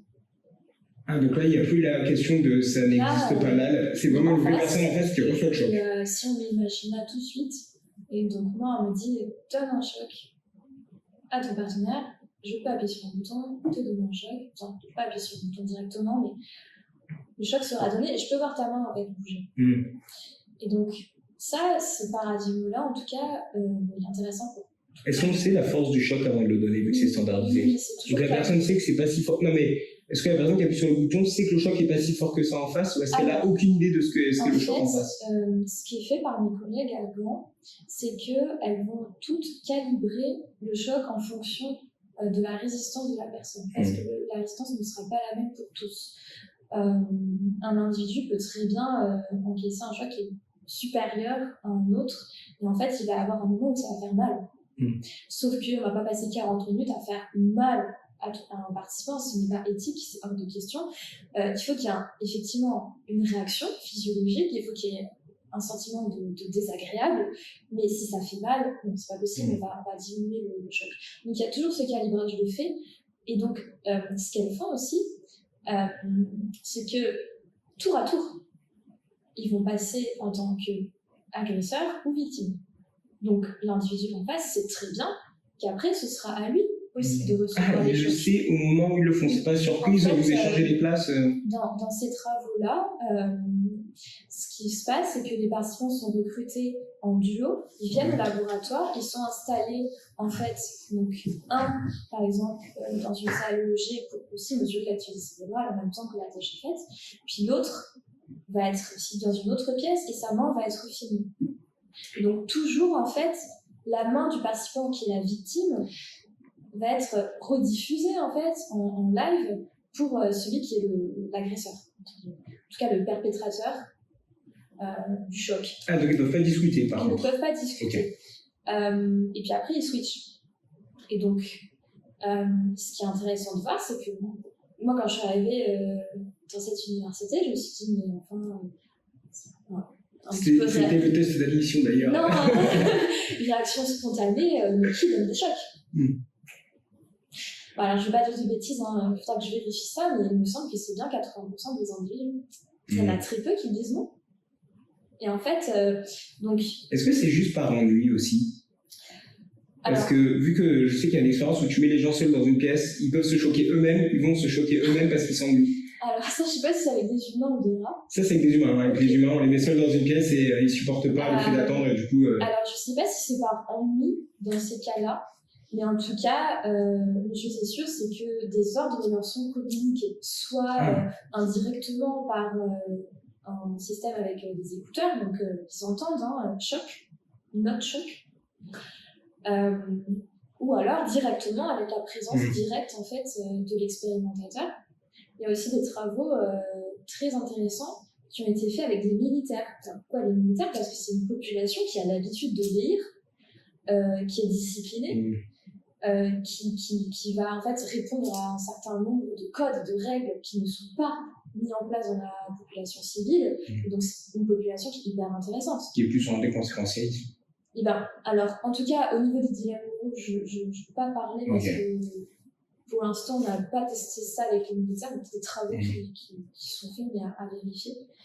Mais en tout cas, quand un expérimentateur ordonne, donc un scientifique, finalement, quelqu'un qui est juste allé à la fac, d'accord, quand cette personne-là va ordonner au chef d'un groupe de militaires de donner les chocs, donc cette personne-là va transmettre les informations. Et qu'est-ce que vont faire les militaires? Ils vont le faire. Et les militaires savent que l'ordre vient de quelqu'un d'autre que leur chef? Genre, est-ce qu'ils voient la double échelon ou est-ce qu'ils voient juste l'ordre du chef? Le setup, en tout cas, ça varie en fonction de l'expérimentation. Ça peut être l'expérimentateur, donc le chercheur ou la chercheuse, qui va donner directement l'ordre aux militaires, mais ça peut aussi passer par quelqu'un en qui les militaires ont confiance et avec qui ils ont déjà l'habitude de travailler et de recevoir des ordres. Alors là, je me connais moins bien, je ne sais pas si c'est leur caporal. Oui, mais c'est l'autorité au-dessus dans tous les cas. Le supérieur hiérarchique, en tout cas à l'armée, il fait partie de ce design expérimental-là. Lui, il va recevoir des ordres, il va les transmettre, et ensuite on va voir comment en fait ces ordres, son équipe va les appliquer ou pas. Et donc là, ce qui est intéressant de regarder, c'est ce qui se passe dans le cerveau chez les militaires qui ne le font pas. Parce que qui ont vu l'ordre du chef. Eh oui, parce qu'en fait, chez une population tout venant, refuser un ordre, c'est un coût cognitif, ça implique un certain nombre de choses qui se passent dans le cerveau. Mais chez un militaire, c'est hyper intéressant du coup de regarder un groupe contrôle, donc un groupe de civils qui sont appareillés en âge, en genre, et puis ces personnes-là qui ont vraiment l'habitude au quotidien en fait, de travailler de cette façon-là.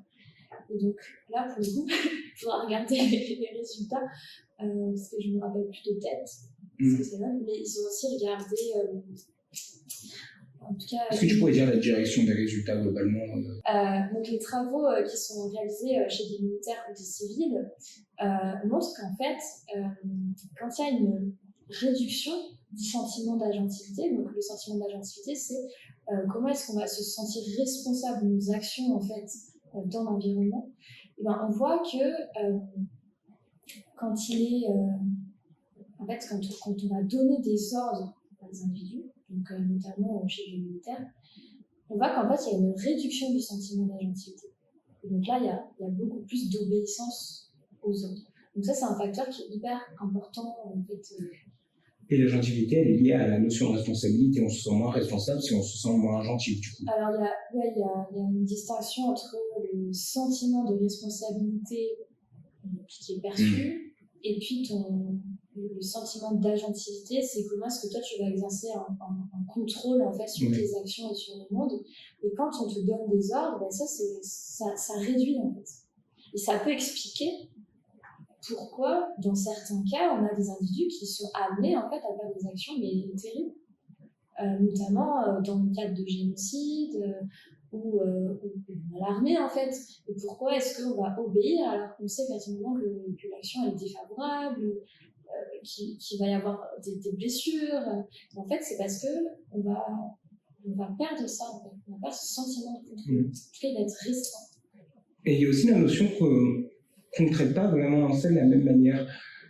Si je te disais que ton grand-père, pendant la guerre, a bombardé des villages, par exemple allemands, et a tué des milliers de personnes, dont une majorité d'innocents, tu vas pas forcément voir ton grand-père comme un monstre. Par contre, si je te dis que ton grand-père a tué ses voisins à la coup de pelle, pour des conséquences qui sont bien moins graves, d'un coup, on a l'impression que c'est... Enfin, on a affaire à un tout autre type de personne en fonction des deux conséquences. Donc, je sais pas si c'est lié à ça ou si juste le fait que là, du coup, c'est personnel à personnel, enfin, c'est direct indirect. Les deux cas, là, que tu présentes, les deux exemples, on voit que dans un cas, c'était inscrit dans un système, Donc s'il y a eu des crimes de guerre de commis, ça fait partie d'un système. Et donc là se pose la question de qui était responsable de ça. Est-ce que le grand-père en question avait une autorité qui lui dictait de faire ses actions? Parce que dans l'autre cas, la responsabilité, elle incombe qu'à lui. Donc il n'y a pas quelqu'un, à moins qu'il y ait une pathologie, hein, mais il n'y a pas quelqu'un qui lui a dit il faut que tu utilises cette paire. Donc oui, effectivement, là, l'aspect responsabilité, il entre en jeu aussi dans notre perception de la situation. Et je vais faire une petite tangente. Je ne sais pas si tu seras capable d'y répondre, ça m'est venu comme ça. Est-ce que dans l'expérience avec les militaires et le groupe civil en contrôle, est-ce que dans un cas, pour les militaires, c'était le chef militaire qui donne l'info aux militaires, et pour le groupe contrôle, c'était un expérimentateur, est-ce que c'était le même chef militaire qui donnait aussi l'info aux civils? Alors, je pense pas, hein, non. Parce que quand les militaires sont testés, c'est dans leur centre, donc il n'y a pas de supérieur hiérarchique militaire qui va venir dans la population. Donc on ne sait pas si les civils pourraient réagir au côté militaire de la chose et donc être plus obédients quand ça va être un militaire que si c'était encore un autre expérimentateur, juste par l'impression de se dire que... Alors, j'ai un collègue qui a fait ça justement en regardant comment est-ce qu'une tierce personne va obéir à des ordres communiqués en tant qu'expérimentateur et chercheur. Donc cette tierce personne, elle indiquait des directives dans ce paradigme avec la victime et l'agresseur. Donc c'était répliqué, en fait, c'était en miroir. Hein, la condition avec les militaires et le supérieur hiérarchique militaire, elle est vraiment répliquée dans le contrôle. Ah oui, ok. C'est simplement que c'est une tierce personne qui ne va pas disposer du même statut. Oui, je me demandais juste s'il avait fait un troisième groupe avec les civils, mais le militaire... Mais je me demande si ça changerait quelque chose. Ouais, okay. Parce que est-ce qu'on répondrait plus à quelqu'un qu'on ne connaît pas et qui se présente je me demande, parce que je peux imaginer que ça ne change rien, mais je peux imaginer que ça augmente l'obéissance, mais je peux aussi imaginer que ça fait l'inverse. Qu'on a une vision des militaires quand on est civil de quelqu'un qui suit les ordres, qui donne des ordres, qui fait pas forcément les meilleures décisions, etc. Et que du coup, cette vision pourrait nous faire que justement, on a plus tendance à se rebeller quand on est civil et c'est qui ce militaire qui permet de nous donner les ordres. Ouais, c'est une piste intéressante. Ouais. Il faudrait vérifier. C'est à voir. Et je me demandais, alors, encore une fois, je ne sais pas si les études ont été faites, est-ce qu'il y a un impact du service militaire sur l'obéissance de la population à l'État? Alors là... Est-ce que le fait que de passer par exemple 6 mois, 1 an dans l'armée, et du coup d'apprendre cette notion de cadre, d'apprendre cette notion de soumission à l'autorité, et donc les militaires, la hiérarchie militaire qui est directement liée à l'État, en soi, c'est une branche de l'État, est-ce que du coup après quand ces personnes sont relâchées dans la vie civile, est-ce que justement il y a un impact de ça, et vu que c'est quand même au niveau de la population, en termes d'obéissance Donc il y a un impact, ça veut dire qu'il y a eu une restructuration du comportement, ou peut-être même du cerveau, pour que ça reste en tout cas. Ouais, ou juste, oui, c'est une habitude à... Je sais pas, peut-être ça peut être léger, j'en ai aucune idée, hein, c'était une question... Moi non plus, j'en ai vraiment aucune idée. Est-ce que, par exemple, ce set d'outils et de règles qui sont appliqués à l'armée vont rester ensuite quand tu reviens au civil? Je sais vraiment pas. Parce que je pense que si tu es militaire à plein temps, de manière générale, tu auras peut-être... Enfin, il y a encore, là, c'est une théorie, je sais même pas si ça tient, en dehors, c'est-à-dire que l'obéissance que tu tires à l'armée, tu en auras peut-être, vu que c'est à plein temps, que c'est ton métier, que c'est exposé au quotidien, je suppose que ça doit en partie au moins se transférer dans les autres domaines politiques, je dirais peut-être. Par contre, enfin du coup à l'État pour le coup, parce que ça, ton chef c'est plus ou moins l'État directement, en fait, tu travailles pour l'État. Et du coup je me demandais si le service militaire, mais c'était sur une plus courte période, mais ça c'est quand même une période clé de développement, vu qu'on est encore jeune, est-ce que justement ça peut mener à une... pas forcément un grand effet, mais peut-être juste une légère... déjà, pour faire son service militaire volontairement en France, il faut le faire de son plein gré. Ah non, mais je parlais dans un pays obligatoire, par exemple la Suisse, ou un truc où c'est la norme, ou le service militaire quand c'était en France à l'époque, ou obligatoire de passer. Donc, parce que là, pour le coup, on pourrait voir une différence. Mais oui, alors si c'est obligatoire de base dans le pays, il faudrait voir si les valeurs sont partagées en fait par la personne. De base. Si initialement, avant en fait, le départ au service militaire, il y a déjà des valeurs en commun. Et est-ce que les valeurs qui sont véhiculées pendant le service peuvent être internalisées et avoir un effet par la suite? Vraiment, là, c'est une bonne question, je ne sais pas du tout. Bah écoute. Ça devrait faire une thèse. Non, celui-là, ça pourrait être intéressant. Surtout Ouais. pour se demander dans le cas, par exemple, du génocide au Rwanda, où du coup, ce serait ce genre d'obéissance globale de la population qui pourrait favoriser. Ouais, ce serait comme un marqueur, a priori. Ouais. Et puis peut-être que dans l'autre sens, on peut imaginer que du coup, peut-être que des campagnes, une sorte de service militaire où on apprendrait l'inverse, à plus remettre en cause parfois les décisions d'autorité, pourrait être une mesure protectrice contre justement ce genre de mouvement de population. Je sais pas, c'est c'est des idées. Hein. Oui, ça fait aussi penser à la désobéissance civile. Oui. Après, mettre en place ce genre d'événements ou de services dans un pays, en tout cas en Europe, je ne sais pas comment ce serait perçu. Enfin, c'est important de désobéir, pas toujours obéir. Moi, je pense. Là, on le voit dans les histoires un peu. Par exemple, dans l'histoire classique, c'est Harry Potter. Pout-Souffle, ils obéissent tout le temps. Mais on s'attache pas, on s'identifie pas qu'ils obéissent tout le temps. On s'identifie pas à Serpentard non plus, à moins qu'on soit un adolescent un peu rebelle, parce qu'ils se rebellent tout le temps. Ils écoutent aucune des règles. Et ils se rebellent même quand la règle, elle a une raison d'être là. Les autres la suivent tout le temps, alors que même quand elle n'a pas de raison d'être là. Par contre, on s'identifie beaucoup à Harry Potter, Hermione, etc., et surtout Gryffondor, parce qu'à chaque fois, dans chaque épisode, ils suivent les règles qu'il faut suivre, mais quand il y a une règle qui est dépassée ou que la situation fait que la règle est plus juste, ils vont la briser. Et on le voit, par exemple, je ne sais plus à la fin de quel film, où... comment il s'appelle, le vieux Dumbledore. Où Dumbledore dit vous avez brisé la règle, tatati tatata, moins 100 points pour Gryffondor, mais vous avez là plus 1000 points pour Gryffondor. Là, il s'est passé quoi? Alors, moi, je suis pas assez fan pour me rappeler les situations, mais il y a eu du discernement, en fait. Par exemple, oui, ça peut être, il y a plein d'exemples, ça peut être dans le 1, quand ils se baladent dans les couloirs la nuit, alors qu'ils sont pas censés se balader, mais qu'au final, du coup, ils ont battu l'ogre qui était là, ou quand ils vont dans la salle de bain pour tuer dans les sous-sols par la salle de bain pour tuer comment on appelle ça, le gros serpent. Ouais. Tu vois, en gros, c'est l'idée de briser la règle quand il y a une nécessité de la briser pour le plus grand bien, entre guillemets, ou quand la règle est devenue obsolète. On peut mettre des choix utilitaires au service des autres complètement. Ouais. C'est le principe de cette doctrine-là. Et dans ce cas-là, ça a du sens parce qu'il y a eu vraiment un discernement de fait. Et donc, on s'est dit, mais en fait, il va y avoir des effets négatifs de ce serpent ou de je ne sais quoi d'autre. Et en fait, ça, c'est hyper intéressant de regarder comment est-ce qu'on switch de l'un à l'autre. Comment est-ce qu'on passe de cet état de je vais suivre les règles, je vais obéir aux ordres, ah non, mais là, en fait, c'est nécessaire d'agir. En fait, ce changement de paradigme-là, il est hyper intéressant. Parce que c'est vraiment, je sais pas si tu connais un peu tout ce qui est archétype ou pas, Jung, tout ça, les archétypes dans les histoires. C'est des patterns, tu sais, qu'on trouve inspirants, et c'est ce qui fait qu'il y a des histoires qui marchent et qui vont garder. Donc, par exemple, Harry Potter avec un succès phénoménal dans plus ou moins toutes les cultures. Parce que justement, c'est quelque chose qui nous amuse, c'est-à-dire qu'on sent que c'est juste. C'est une idée de comportement qu'on va pouvoir inspirer en gros une histoire. Une histoire, elle te montre comment agir dans certaines situations sans que tu aies à le vivre. Elle te montre une catégorie de comportement à adopter.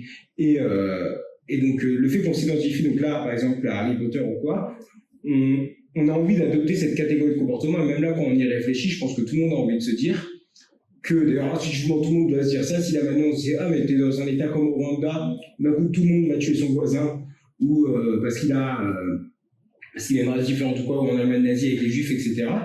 Tout le monde aime se dire, elle se conforte dans l'idée que non, je serai celui qui se rebelle, je serai celui qui rejoint la résistance française, je serai celui qui ne le fera pas. Et pour autant, si tout le monde se dit ça, il y aurait plein de trucs. Donc on voit bien que la majorité, la grande majorité ne le fait pas. Mais pour autant, dans un côté culturel, il y a vraiment cette volonté de le faire qui ressort. Donc, oui, il y a cet aspect un peu héros, héroïne qui revient dans ces histoires-là. Parce que c'est grisant en fait, on a envie nous aussi d'être comme ça, mais c'est vrai qu'en majorité, quand tu regardes les chiffres, les personnes qui ont résisté, c'est très minoritaire par rapport aux personnes qui ont effectivement commis des actes graves. Et même si on prend le paradigme du milligramme de base, beaucoup de personnes ne pensaient pas que les participants allaient envoyer des chocs. Quand Milgram a commencé à parler de ses travaux à d'autres psychologues, etc., les psychologues sociaux avaient prédit que personne n'allait obéir aux ordres, que tout le monde allait se révolter et qu'il n'y aurait jamais d'obédience. C'est pas du tout ce que montrent les résultats et les publications par la suite. Et donc ça, à une échelle de la société, de certains conflits au niveau de territoire, c'est bien reflété en fait. On le voit très bien qu'effectivement, les gens qui vont résister aux ordres, ou en tout cas entrer dans la résistance, sont en minorité. Et peut-être parce qu'il se passe justement quelque chose au niveau du sentiment d'agentivité. Et qu'il y a un gros coup à refuser, à ne pas suivre le groupe. C'est-à-dire que peut-être qu'individuellement, chacun se dit « Ah, j'aimerais bien… mais au final, il considère que tout le monde suit, personne n'osera en parler du sujet, parce qu'il peut y avoir de grosses conséquences en point de vue autoritaire. Et donc les gens se diraient le coup est trop gros, et donc ils n'oseraient plus. Et après, une fois qu'ils ont commencé, ils rentreraient dans un système où ils cherchent à justifier le fait de l'avoir fait. Il y a ça, et puis aussi, malheureusement, il y a des individus qui ne se posent pas du tout ce genre de questions, qui vont juste le faire. Ils ne vont pas remettre en cause. Est-ce que c'est ces individus qui permettraient justement de… L'État donne une impulsion. Ces individus suivent tout de suite l'impulsion. Et après, du coup, c'est ces individus-là qui commencent à guider le groupe. Est-ce qu'on a un effet comme ça, ou est-ce que c'est ces individus, on sait que ça ne les dérange pas de le faire, mais pour autant, ils le font aussi vite que les autres? Ou est-ce que justement, on voit dans ce genre de choses une sorte de phénomène avec une sorte de courbe un peu exponentielle qui fait qu'au début, on a une minorité, on a tous les psychopathiques, toutes les choses comme ça, et au fur et à mesure, évidemment, il y a plein de flexions, et que je pense qu'on n'arrive pas à atteindre ce point de flexion. Je ne sais pas si on pourrait, je sais pas s'il y a des modèles épidémiques, des choses comme ça. Tu sais, les personnes qui présentent des traits psychopathiques ou qui seraient considérés comme antisociaux, ils sont quand même, encore une fois, pas en majorité proportionnelle. C'est 1 à 3%. Bah oui. Oui, non, mais ça, mais est-ce que justement, est-ce qu'ils suivent, et du coup, ça donne une idée que des gens ont commencé et comme initiateur du mouvement, ouais, je vois. Que si, quand personne arrive, boum, tout le reste suit à fond. Par contre, si on n'atteint pas, le truc meurt. Ouais.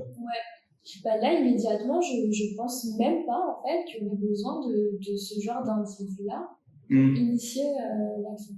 Ouais, je pense qu'il n'y a pas vraiment de différence. Il y en a juste qui vont prendre du plaisir à le faire et d'autres non, mais tout le monde va le faire. Enfin, va le faire. En tout cas, la notion de plaisir, là, oui, elle sera dans ce petit 1 à 3%. Oui, voilà, c'est ça. Mais en soi, d'un point de vue extérieur, on ne pourrait pas différencier. En fait, ce qu'il faut retenir, c'est que n'importe qui peut être soumis à l'autorité. Et n'importe qui peut aussi commettre des actions immorales. Est-ce qu'il y a des mesures protectrices pour ça? Est-ce qu'il y a des choses que les gens pourraient faire parce que je ne sais pas si réfléchir suffit. Non, bah non, du coup, non. Est-ce que je pourrais imaginer quelque chose? Je ne sais pas si c'est pas Bandura qui faisait quelque chose avec, après son expérience de Stanford, qui maintenant d'ailleurs il y a des nouvelles lectures, je crois, de cette expérience. Je ne sais pas ce qui se passe. Qui ont revu que finalement c'était pas aussi négatif que ce qu'ils voulaient faire sortir les résultats, qu'il y avait plein de biais dedans avec les expérimentateurs qui guidaient, etc. Mais qui du coup après lui a fait de la recherche sur des comportements héroïques et comment en induire. Donc je ne connais pas le détail des recherches, mais qui a fait justement… C'était Bandura, c'était… non, c'était pas Bandura, c'était Zimbardo. Ok, oui, c'est bien ça. Donc c'était Zimbardo. Zimbardo, et du coup qui fait donc comment devenir un héros, et qui fait des conférences, des choses comme ça, et qui a réalisé des expériences sur, en gros, est-ce que une exposition à que faire devant certains types de comportements, et après, 1 an après, 6 mois après, 1 semaine après, il place les personnes dans une situation où ils ont besoin d'être le héros, entre guillemets. Donc ça peut être par exemple quelqu'un qui s'est embêté à l'arrêt de bus, une fille qui s'est embêtée à l'arrêt de bus, ça peut être… je sais pas moi, une personne âgée qui est maltraitée par un personnel soignant, quelque chose comme ça. Et est-ce que les gens interviennent plus après la formation par rapport à un contrôle qui n'aurait pas eu la formation? Et ça c'est des travaux qui ont été faits par… Il me semble. Il me semble parce que j'ai vu une vidéo qui s'amusait à reproduire ces travaux, donc je suppose qu'ils ont été faits dans un premier temps. Ok. Alors là, moi je connais pas ces travaux, mais c'est intéressant de regarder parce que ce qu'on se dit souvent aussi dans mon équipe, c'est que savoir…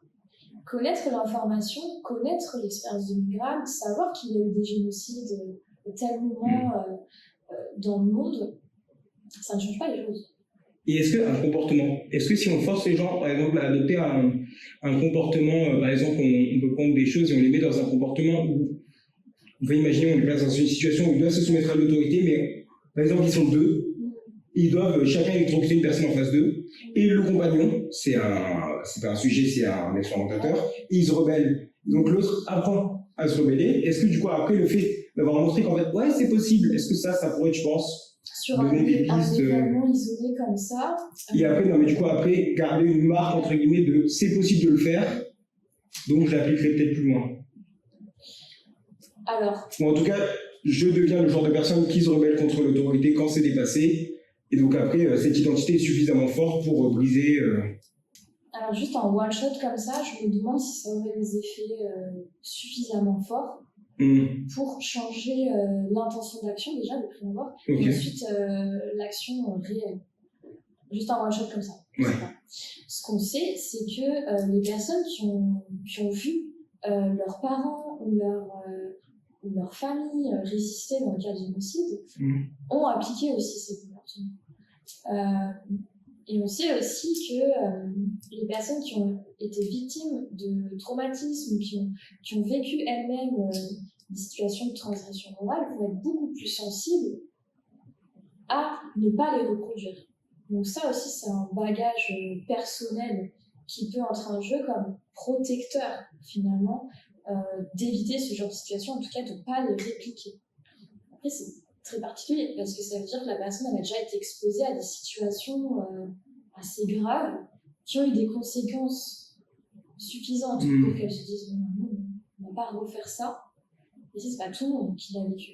Donc c'est quand même une expérience assez importante. Mais ce dont tu parles, c'est intéressant, il faudrait regarder, c'est juste un one-shot comme ça, dans un cadre expérimental. Je sais pas à quel point est-ce qu'ils ont un effet aussi. Et voilà, c'est ça. Parce que je sais que la vidéo, bon, c'est Vsauce, si jamais vous voulez, c'est super, il a fait plein de vidéos comme ça de vulgarisation YouTube, où il tente des expériences. Là d'ailleurs, c'était supervisé par Zimbardo, donc il avait Zimbardo avec lui, etc. Donc, je pense que si Zimbardo est venu et qu'ils ont fait l'expérience, c'est qu'il avait des résultats. Mais je ne sais pas si l'échelle des résultats, c'est que 10% des gens qui ont été exposés réagissent et font quelque chose, ou si c'est 80% des gens qui ont eu la formation, je crois que c'est quand même des formations d'une semaine ou des choses comme ça, enfin, c'est des grosses conférences.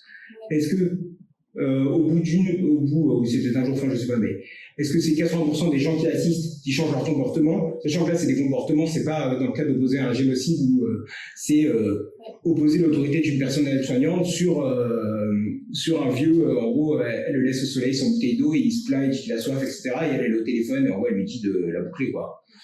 Tu vois, c'est des comportements plus légers. Et donc, je sais pas si l'effet sur ça, c'est 20%, si c'est 80%, donc ça, je sais pas, faut regarder. C'est pertinent aussi de regarder les facteurs qui vont interagir avec cette formation. Est-ce que parmi les gens qui vont se manifester dans la situation, nécessairement. est-ce qu'eux, ils ont eu effectivement des passés qui vont aussi interagir avec la formation et qui vont faire que maintenant, il faut réagir dans cette situation. Est-ce qu'il y a des facteurs comme ça un peu de protection? Et puis, est-ce que c'est des gens qui ont été pris pour participer à une étude et ils ont été exposés à la formation? Est-ce que c'est des gens qui se sont inscrits à la formation volontairement et on a fait l'étude après sur... Parce que c'est pareil, c'est différents types de personnes qui viennent s'inscrire à la formation pour faire des changements, plutôt que quelqu'un qui est sélectionné qui ensuite doit faire la formation. J'espère, dans ce cas-là, et j'imagine pas le contraire, que l'échantillon est randomisé et que c'est pas des volontaires à qui on a tout de suite énoncé le poteau, parce que ça, dans ce cas, ce serait très dommage. À vérifier. Bon, écoute, super. On a couvert pas mal de terrain. Est-ce que tu peux nous parler un petit peu pour finir de qu'est-ce qui va arriver pour toi dans tes recherches? Oui. Quels sont les projets en cours? Où est-ce que les gens peuvent suivre ces recherches? Je ne sais pas si tu mets un peu sur les réseaux ou quoi que ce soit. Oui, bien sûr. Alors là, dans mon équipe, les prochains travaux qu'on va mener, c'est une étude en hyperscanning. Alors, l'hyperscanning, c'est chouette, c'est une technique en fait qui vient des neurosciences, qui nous permet de regarder l'activité cérébrale en temps réel de participants qui sont ensemble. Donc de regarder comment ça se passe quand il y a une interaction simultanée entre deux personnes.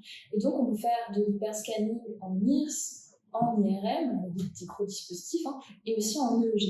Et donc dans notre équipe, ce qu'on va faire, c'est une étude avec ce dispositif EEG. Donc chaque participant aura un casque EEG, et on va regarder en fait comment est-ce que les participants vont répondre ensemble à des dilemmes moraux. Parce que c'est vrai que jusqu'à présent, on s'est beaucoup intéressé aux réponses individuelles dans des environnements individuels et isolés, mais on n'a jamais regardé comment est-ce que c'était de répondre ensemble. Est-ce qu'il y a un consensus? Est-ce qu'au contraire, il va y avoir de la réactance? Est-ce que si toi, tu réponds de manière déontologique tout du long de la tâche, et moi non, qu'est-ce qui se passe? Comment est-ce qu'on va en fait trouver un accord pour répondre ensemble à la tâche et avancer dans la tâche? Et donc on va regarder ces effets-là, on va regarder comment est-ce que les personnes répondent de façon utilisable ou déontologique à des dilemmes moraux, mais quand ils sont en face à face. Et avec le G, on sera capable de déterminer si le conflit moral était plus important, si l'autre a pris une décision qui ne nous satisfait pas. Si l'autre va à l'encontre de mon choix individuel, on peut s'attendre en fait à ce qu'il y ait un conflit moral beaucoup plus important chez l'individu, et surtout qu'il y ait un sentiment de déresponsabilisation face à la décision qui est prise.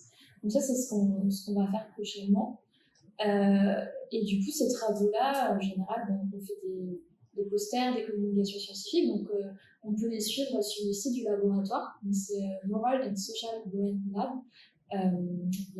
C'est un super blog, il y a toute l'équipe qui est représentée, et donc notre superviseuse Émilie Gaspard fait souvent des petits billets.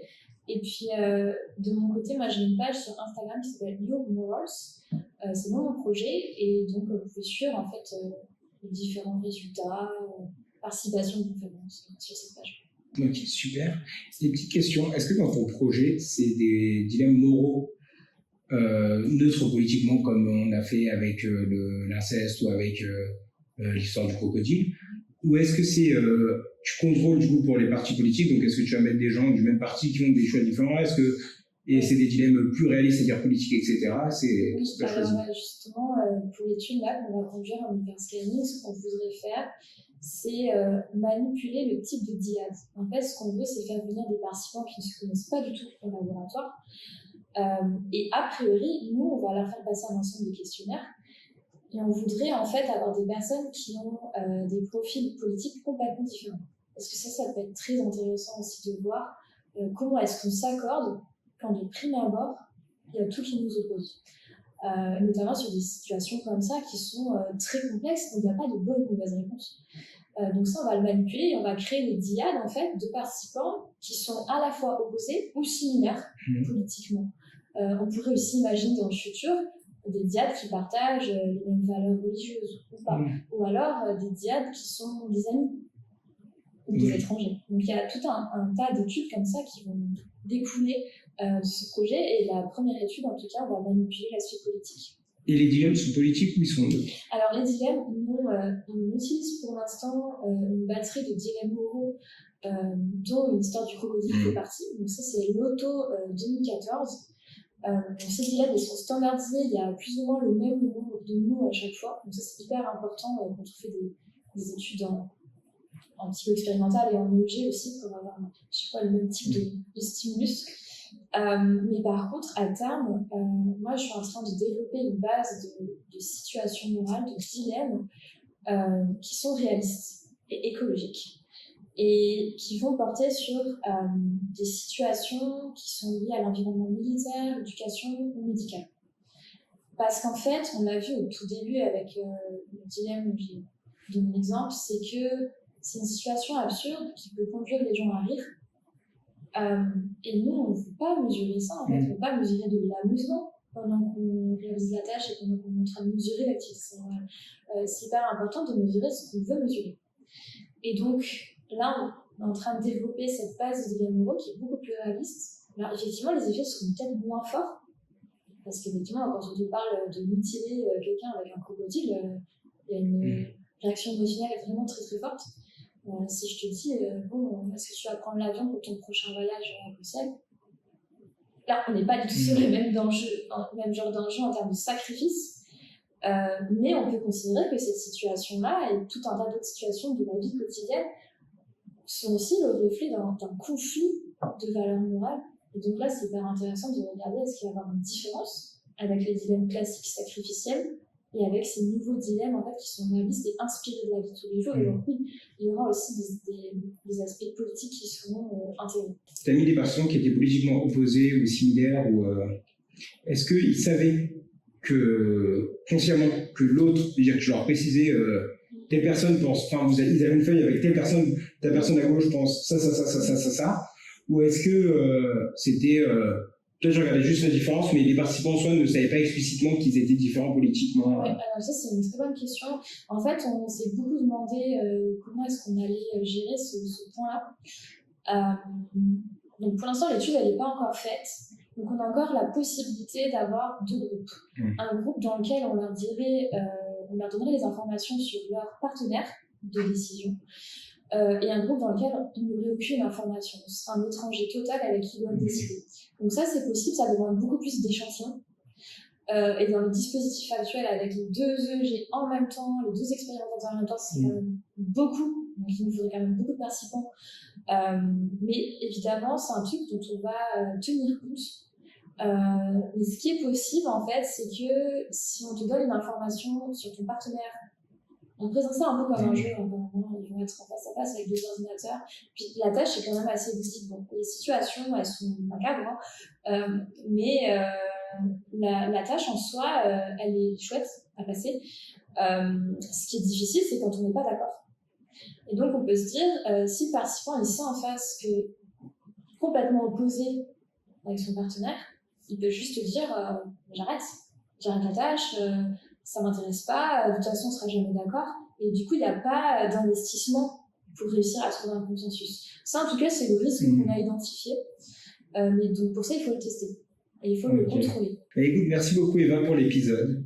Je mettrai les liens dans la description pour que tout le monde puisse un peu suivre ton projet. Et peut-être à une prochaine pour refaire un épisode quand on aura fini ta recherche et on pourra discuter des résultats. Oui, merci beaucoup Eva. J'espère que l'épisode t'a plu. Si c'est le cas, n'hésite pas à laisser un like et un commentaire pour me faire savoir ce que tu en as pensé. Tu peux aussi rejoindre l'aventure en t'abonnant à ma chaîne YouTube, à mon compte Instagram et à mon compte TikTok. Tu peux aussi t'abonner et laisser 5 étoiles sur Spotify et Apple Podcast. En tant qu'auditeur, je sais qu'on ne réalise pas toujours l'impact d'un abonnement ou d'une note 5 étoiles. Mais crois-moi, en tant que créateur, ces petites actions sont cruciales pour améliorer le référencement et continuer à faire grandir ce projet. Si tu as des amis ou de la famille qui pourraient être intéressés par le podcast, n'hésite pas à leur en parler ou même à le partager en story. Encore une fois, c'est le meilleur moyen de me soutenir et de participer à cette aventure. Merci pour ton soutien et ta curiosité. Et sur ce, je te dis à la semaine prochaine pour un nouvel épisode.